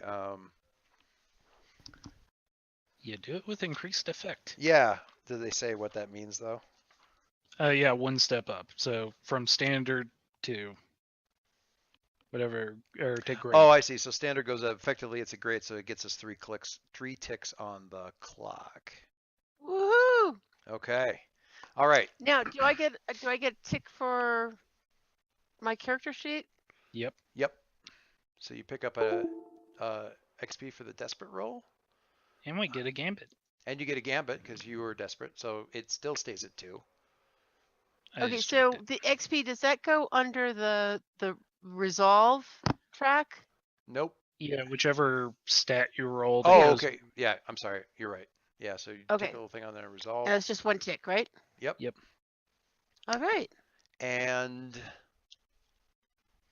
that, if I'm not mistaken, gets us up to the one thing I don't like about the clocks is you can't set 10 clocks, which is what I was going to use, but that's fine. I wish there was a way for us to see the clock. You it's can. on the ship page. So you have to click on the ship page. Right. 'Cause it's Okay, like so if I pop the ship out, then I could see it all the time. Yep.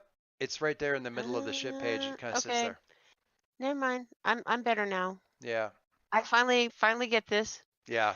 The ship is I mean, I could put the clocks kind of anywhere, but I think the ship makes the most sense given No, it makes perfect sense now that I actually kind of what we have going. translated what was previously said into my So brain.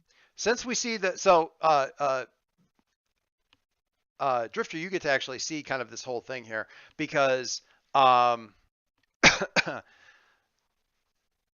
Kay, you called in and it's like, yeah, so you kind of described the whole thing. It's like, I'm looking at this shady individual here. I don't know if there's like I'm just kind of worried there's going to be some sort of problem here. He's like looking at this jewelry shop, the big guy, kind of green skin, big horns thing. And they're like, 1 second, ma'am. Just need to reroute you to someone. My senior officer, just hang on there. We'll talk to you real quick about that reward. And they kind of, 10 seconds of hold music. And you definitely get like a canned kind of, yes, ma'am. You were saying that you had seen an individual that was concerning you somewhere. Could you give us the location of the individual? The large individual with the horns, you said? And you're definitely getting this like not through a comms channel, but like routed off of like the guy's helmet mic.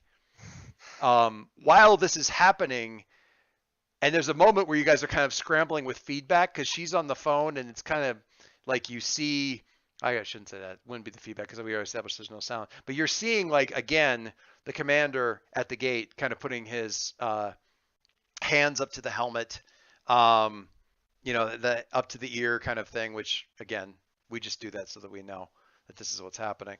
But definitely kind of gesturing and, kind of waving everybody, just shut up. As you kind of give him the thing and you,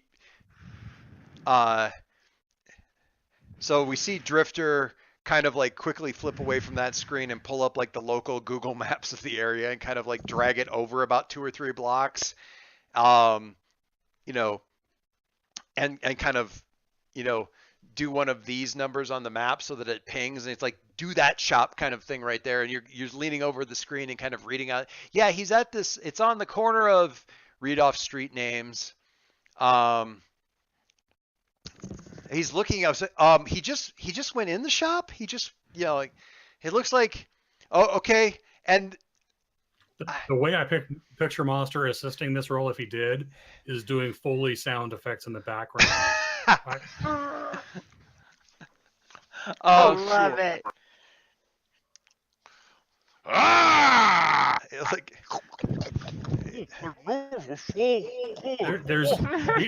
Meanwhile, there's a very unimpressed noodle cook. just looking at you like I just absolutely nonplussed anime noodle cook in the background, just kind of looking at you guys like what thing. And you can see gone on the screen. You can, sorry, Drifter. You can see this guy on the screen, visibly torn between like stay at the gate and like the dude is 2 blocks away, and if we swarm in there, we've got him. One high pitched scream of help away, right? Yeah, and you know, perfect. And you see he's like, go, go, go. And you're basically doing exactly the same thing at that same moment, because deploying the truck at this point in time, I like that we've established that that's an option though. Deploying the truck at this time is not necessary. They're going, you guys go. And instead of like having him bring the truck, you're like having him, pop the gates open, ready the ship for takeoff, all that kind of good stuff. Sounds good. As you guys are rolling. So buttons, yeah, you guys are like go, and the most challenging thing about the entire last race to the ship is getting Monster to like leave before the noodles are all gone. I picture you like this. Honestly, I feel like this entire thing has been illustrated by Phil Folio, but I have this idea of him like yelling, and you got the noodle guy chasing after you because you're still carrying 2 of his bowls. No, My see, cabbages!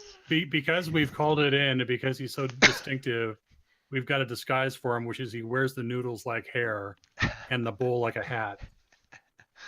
That's terrible, and absolutely illustrated by Phil Folio. Anyway, Yes, he's nibbling that his is- hair as he goes. nibbling on That his is hair. very much a Folio joke. My yeah. hair is so delicious.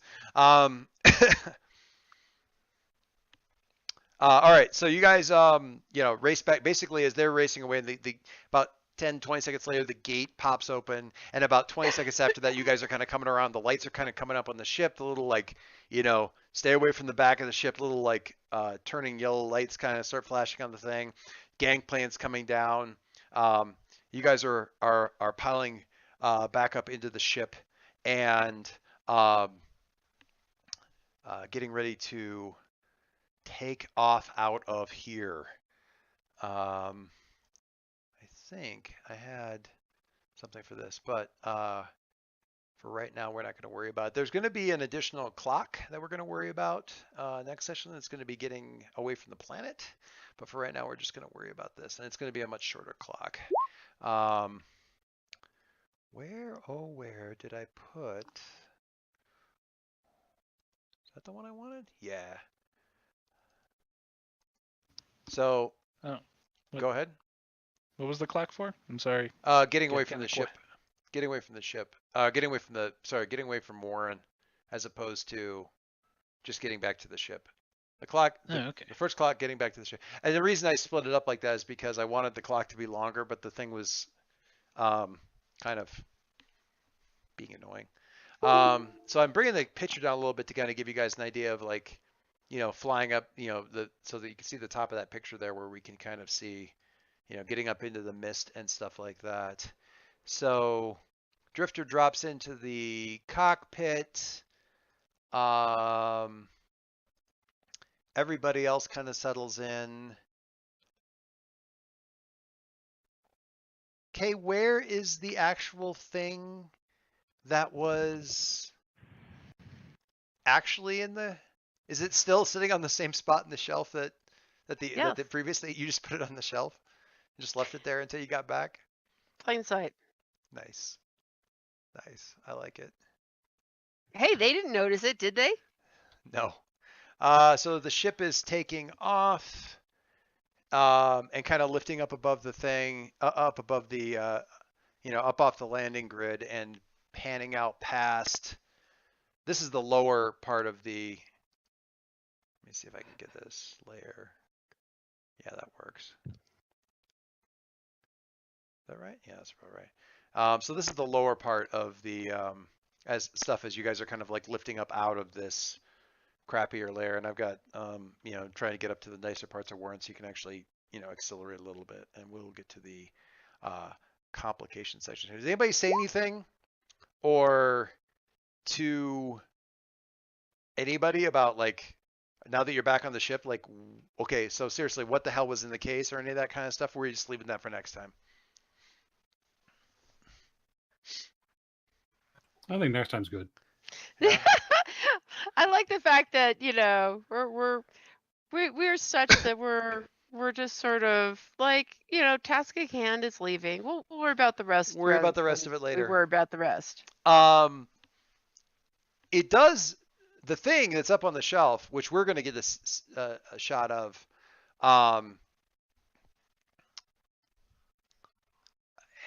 And I want to kind of poll you guys about this a little bit too. The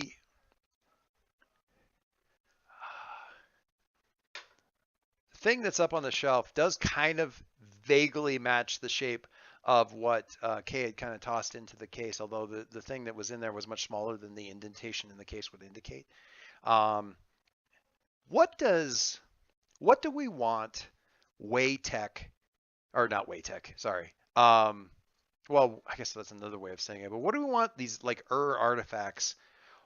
What are the identifying sort of visual characteristics of artifacts that haven't especially the less common stuff?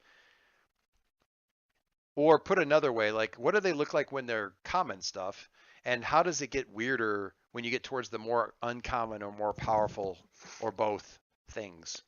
You guys have any wish list stuff in terms of like how this stuff looks? I think that the common stuff is sort of this a very matte metal.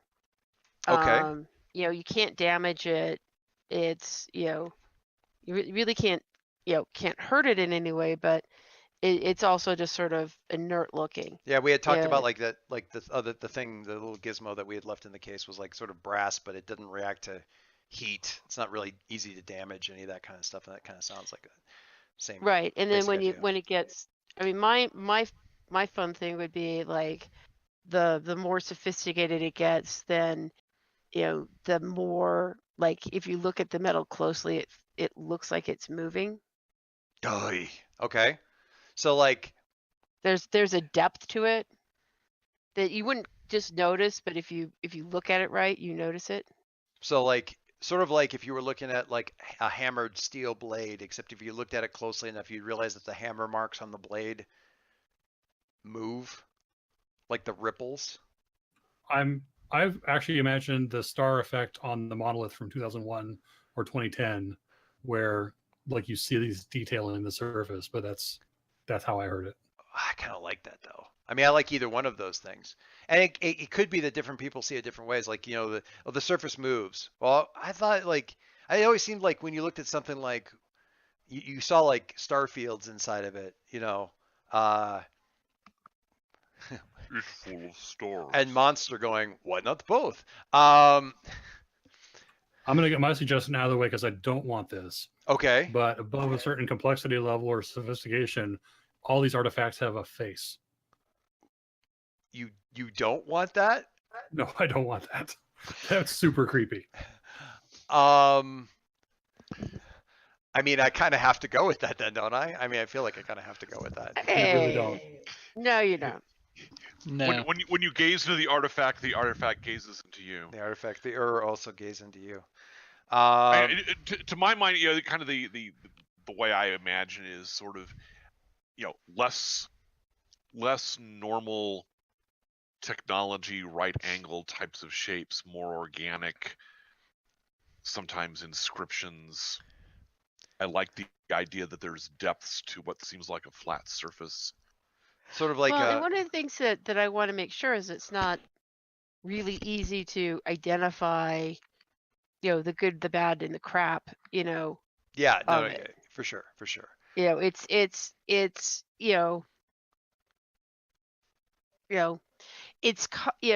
people see it enough that they say, oh, that's but not necessarily being able to say, oh, well, yes, that's quite a valuable piece you have there. Yeah, I mean, they might. Where's the fun in that? Certainly, people have gotten it wrong, and that's almost like that's one of the. I mean, that's one of the great, grad student stories for any one of the, for your discipline is the person who was like they thought they had such and such, and what they didn't realize because they didn't really look at that hard was like it was actually, one of the raiments that the what do they call them, Night Stalkers? Night something. It was one of the Rainmans that obviously very well known, and they hadn't even realized it was a mask. They thought it was just a chest plate from an urbot kind of thing. You all done? There you go. Okay. So this thing up on the, I mean, it's not immediately. I mean, the shape. The MacGuffin on the mantle. The MacGuffin on the mantle isn't immediately obvious as being like if you just glance out of the corner of your eye, it's still got that kind of triangular shape. It's bigger. It's not immediately grabbing the eye. It's not blinking, glowing, anything like that. It has that kind of, at a glance, the thing that I'm thinking of is almost like one of the chevrons around the wheel on a Stargate. In that, that kind of shape, that kind of triangular, but weirdly blocky triangular shape to it.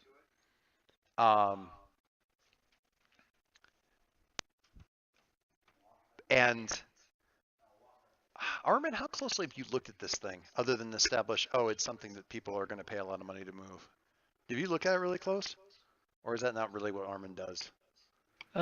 He probably would have given it the once over just to be like, oh yeah. I saw one of these sell at auction for blah.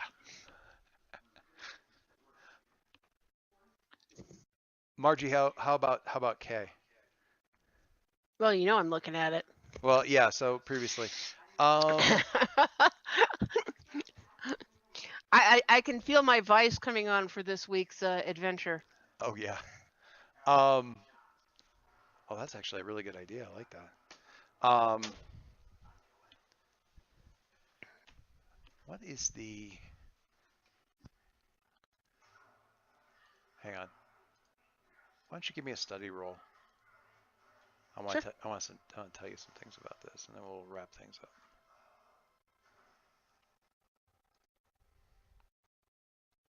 up. What's the position? This is going to be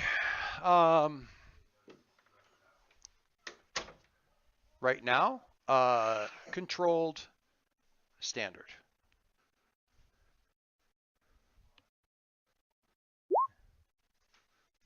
Let me look at the thing.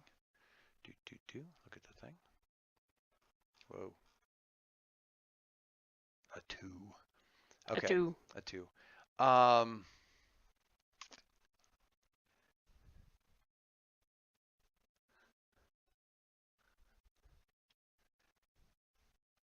So. No, that's next week.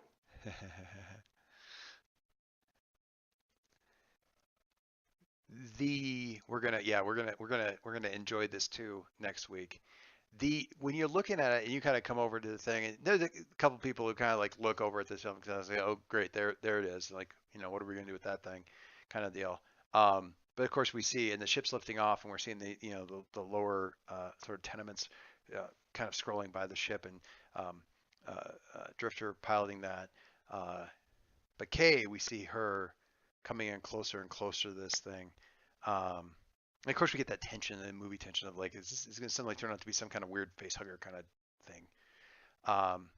Because there is depths to this thing. You're the type of person who, and you've gone back and forth. This happens at the university where people argue. It's like, no, you can. It's an extra dimensional. It's a fifth dimensional device. You're actually seeing another dimension through there, or some of them function as gates, and that's why some people see stars, and some of them are this, and blah blah blah. So maybe both people are right. Sometimes when you look at the thing, the surface is moving, and sometimes when you look at it, you see through it, kind of a thing.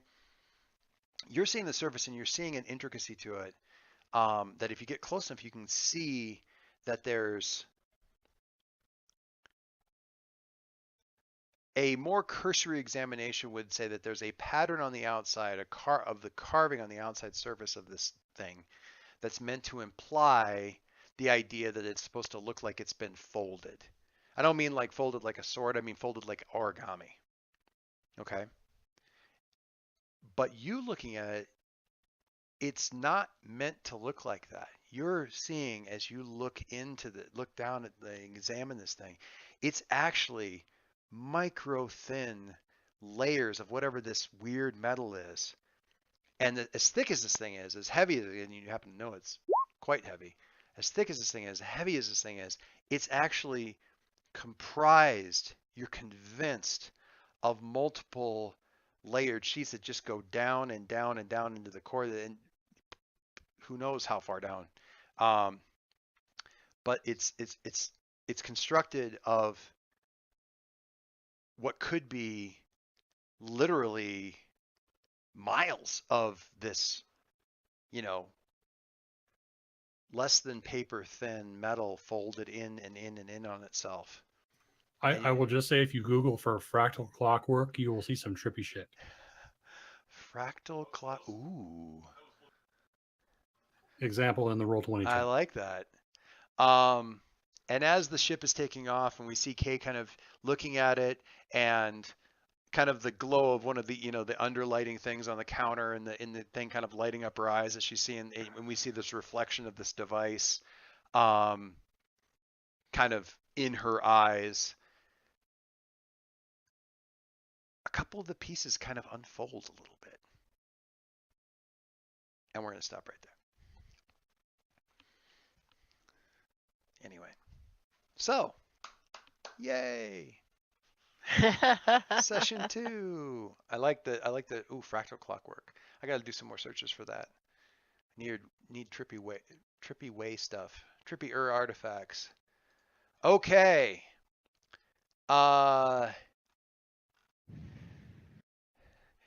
There's a game by Vincent Baker called In a Wicked Age, where at the end of the game you write down people that you owe for various reasons. So on the we owe list, or rather me owe list, is definitely Sun/James. I owe you like doing anything, because we didn't really get to you, having stuff to do this time. So we're gonna have to fix that. That probably means I need Margie to start hemorrhaging through her nose on that too. Hey, but that was a study. That wasn't in a tune. That wasn't in a tune. You're right. Sometimes But that doesn't make you any less obsessed. Yeah. A migraine then. Yeah. And sometimes it isn't about what you're attuning. It's about what's attuning you. Okay. So let's go through the ship real quick. Star Dancer. We may not have gotten anything on this thing. Mark XP. At the end of each session, for each item below, mark 1 XP or 2 XP. Execute a successful transport or smuggling operation. I will do a point of XP for successfully transporting at least you guys back to the ship. Contend with challenges above your current station. I didn't actually shift any of your effects down for having to deal with people.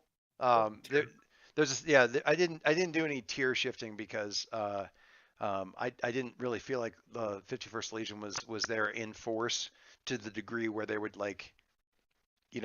their quality / tier would just kind of overwhelm or tip things resolutely in their situation. That will probably be a problem next thing as we try to get off the ship. So we're not going to deal with that one. Bolster your crew's reputation or develop a new one?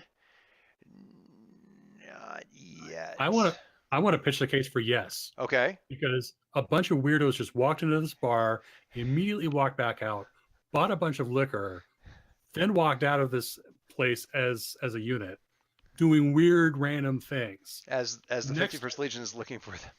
Next place, some guy at a noodle shop sees these wackos walk in, start making a prank phone call with this weird Xeno doing growly noises, from a distance from the phone, while this person is calling in what sounds like, a police issue, and then we just run out.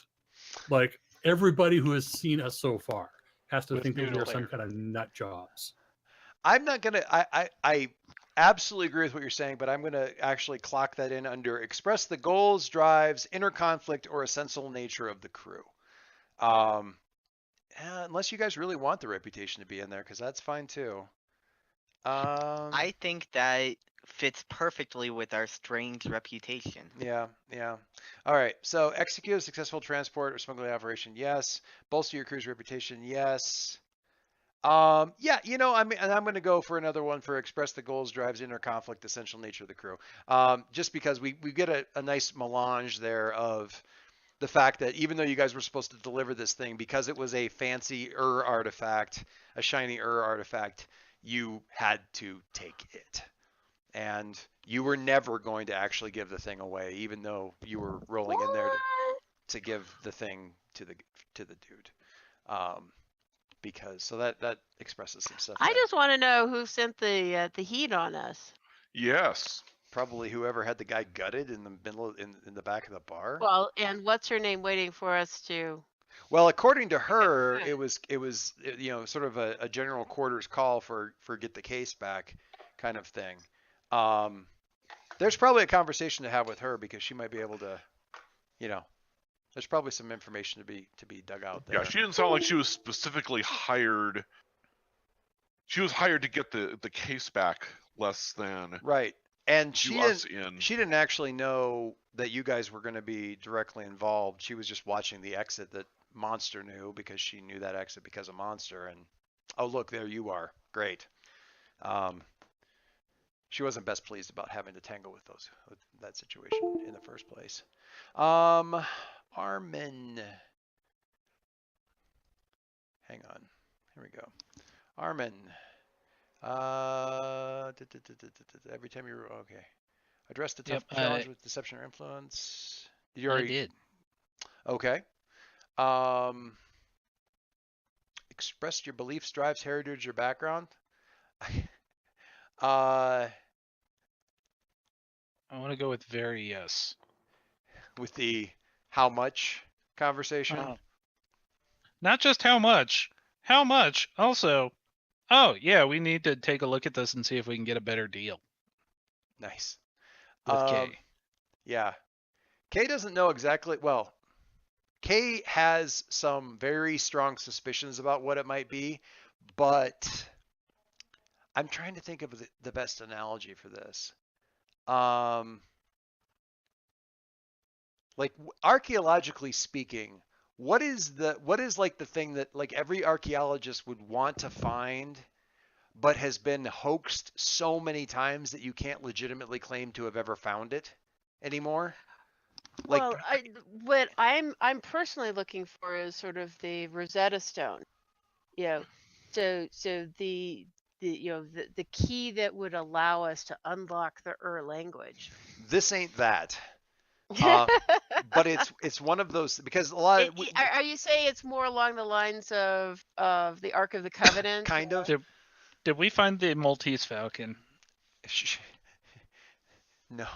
I mean the Urtese Falcon. Okay. Urtese. It's more like the Spear of Longinus or something like that. That's like, not the Vestments of Turin, but or the Shroud rather. But something like archaeologically that everyone's like, oh, we absolutely found this thing, and everyone said it so many times that you can't really claim to have found it without being laughed out of the room. But man, it sure as hell looks like the thing.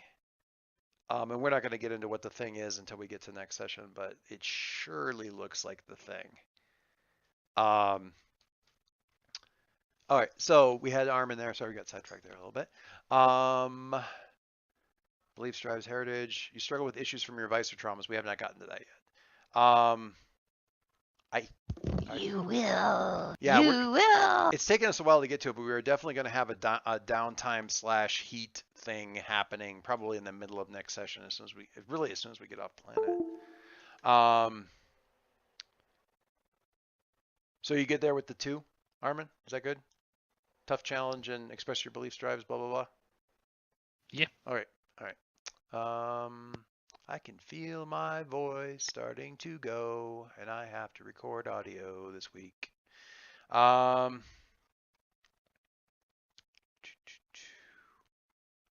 Okay, you addressed the tough challenge with charm or audacity.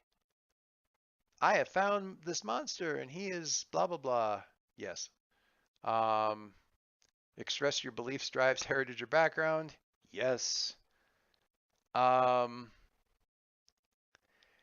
throw this one up to the group. Struggle with issues of your vice. She hasn't actually had to deal with her vice yet, but her vice is like obsessively studying artifacts, and we've established that she basically like took the thing out of the case without telling anybody because of what the thing was. So I don't know if that counts or not. Does that count or not?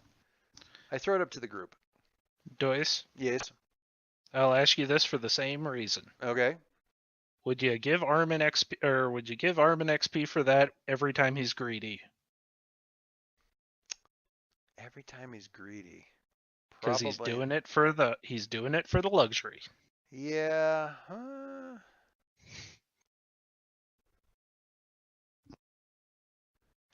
I'm willing to wait for the I think wait till we actually get to the after vice.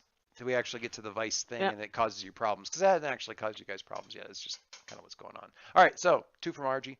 I think we got 2 there, or 2 for K rather. Drifter. Not really anything. Not really anything. I don't like that. GM must do better. Monster.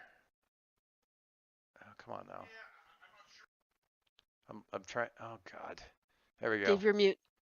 I'm not sure there's anything that completely clicked there. I haven't done force or threats. You assisted on the threats thing, but again, I'm not sure. Drives heritage or background, circle with issues, advice, traumas. Yeah, we might not have gotten anywhere with that. I apologize. We've done a lot of playing, and we didn't actually get a lot of dice rolling, and I don't think I need to check Sun because, again, we owe Sun. Okay. Hey, somebody, I mean Mike, with the XP down in the play. Hang on a second. Throat's going. With the playbook down, when the XP that's down in the playbook section, Mm-hmm. can you shift that up to your stat? Like, what do you do with those points? I feel like there's a thing When where you do that, when you get a playbook advancement, you can either use it to up a skill or take a playbook. move. But you Yep. can't. Can you shift those points up to like one of the stats to like finish off one of the stat counts, or no? Is that? Oh yeah, you can put those points wherever you want them, or when you get the XP at the end of the session, you can put them wherever you want them. Okay, so I'm saying this mostly to explain to other folks. So the stuff that's down in that bottom pool under the player advancements can, if you so choose, come off of that. Actually, be up Yeah, higher. you can take it off of that count and put it up in the stat thing if you want to push through to like finish something off. I thought that was the case, and I hadn't had a chance to go back and look at it today. I don't think necessarily. Maybe Armin, but I don't know if anybody's actually close enough to actually push it through on anything, but keeping in mind that that is an option. If you push it through on a stat, then that means you're going to raise one of your skills. If you leave it down below, that means you can, accumulate it all down there and pick up the playbook moves, whatever they happen to be. Mm-hmm. Okay. Now, do remember, it takes less XP to up a skill than it does to get a playbook advance. Yeah, especially since you're robbing from that to, possibly push up other stuff and all that kind of thing too.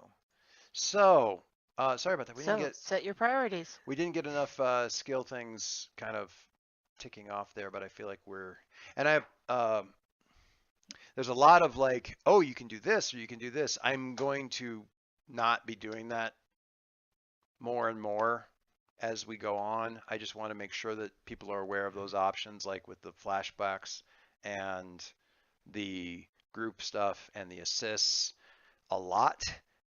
Even if all that does is on a later skill check, somebody going, wait a second, isn't there some way I can help?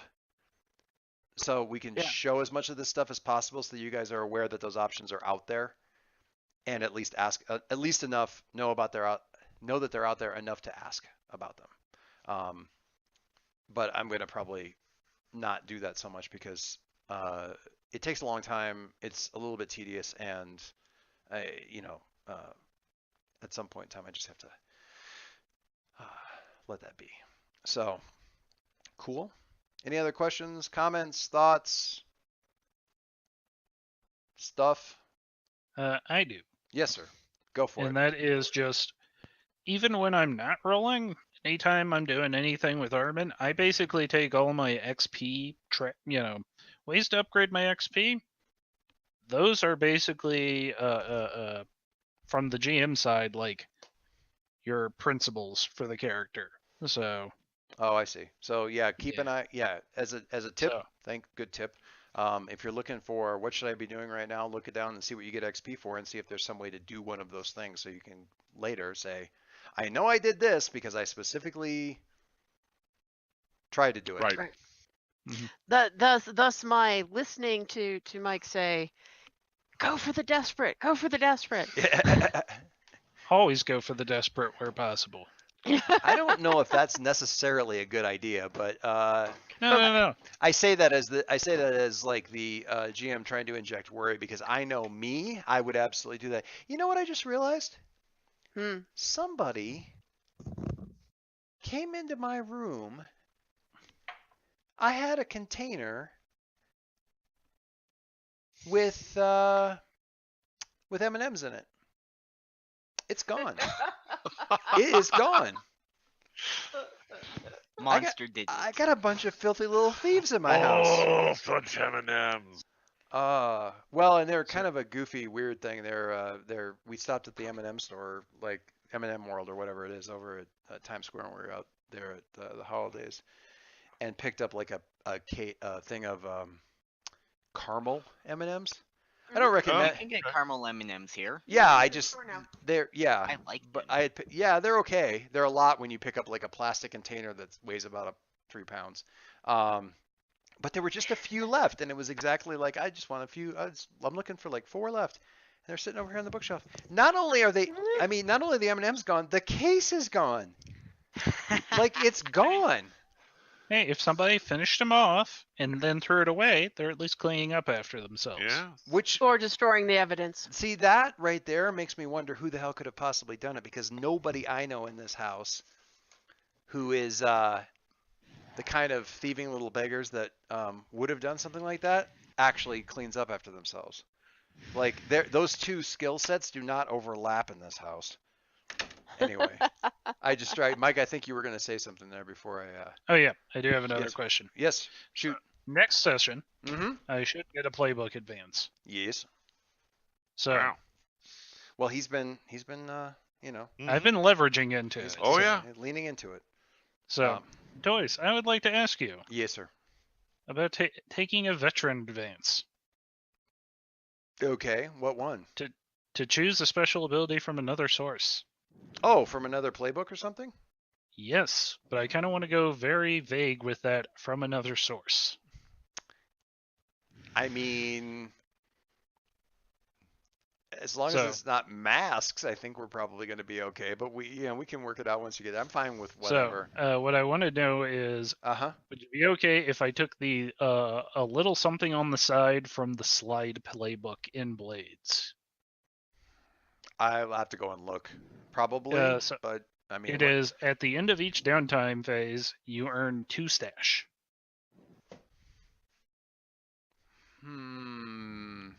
So 2 stash, by the way. Uh-huh.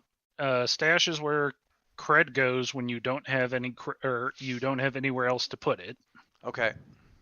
And you can pull cred out of stash, but 2 for 1. Okay, so it's like pulling money out of your 401k.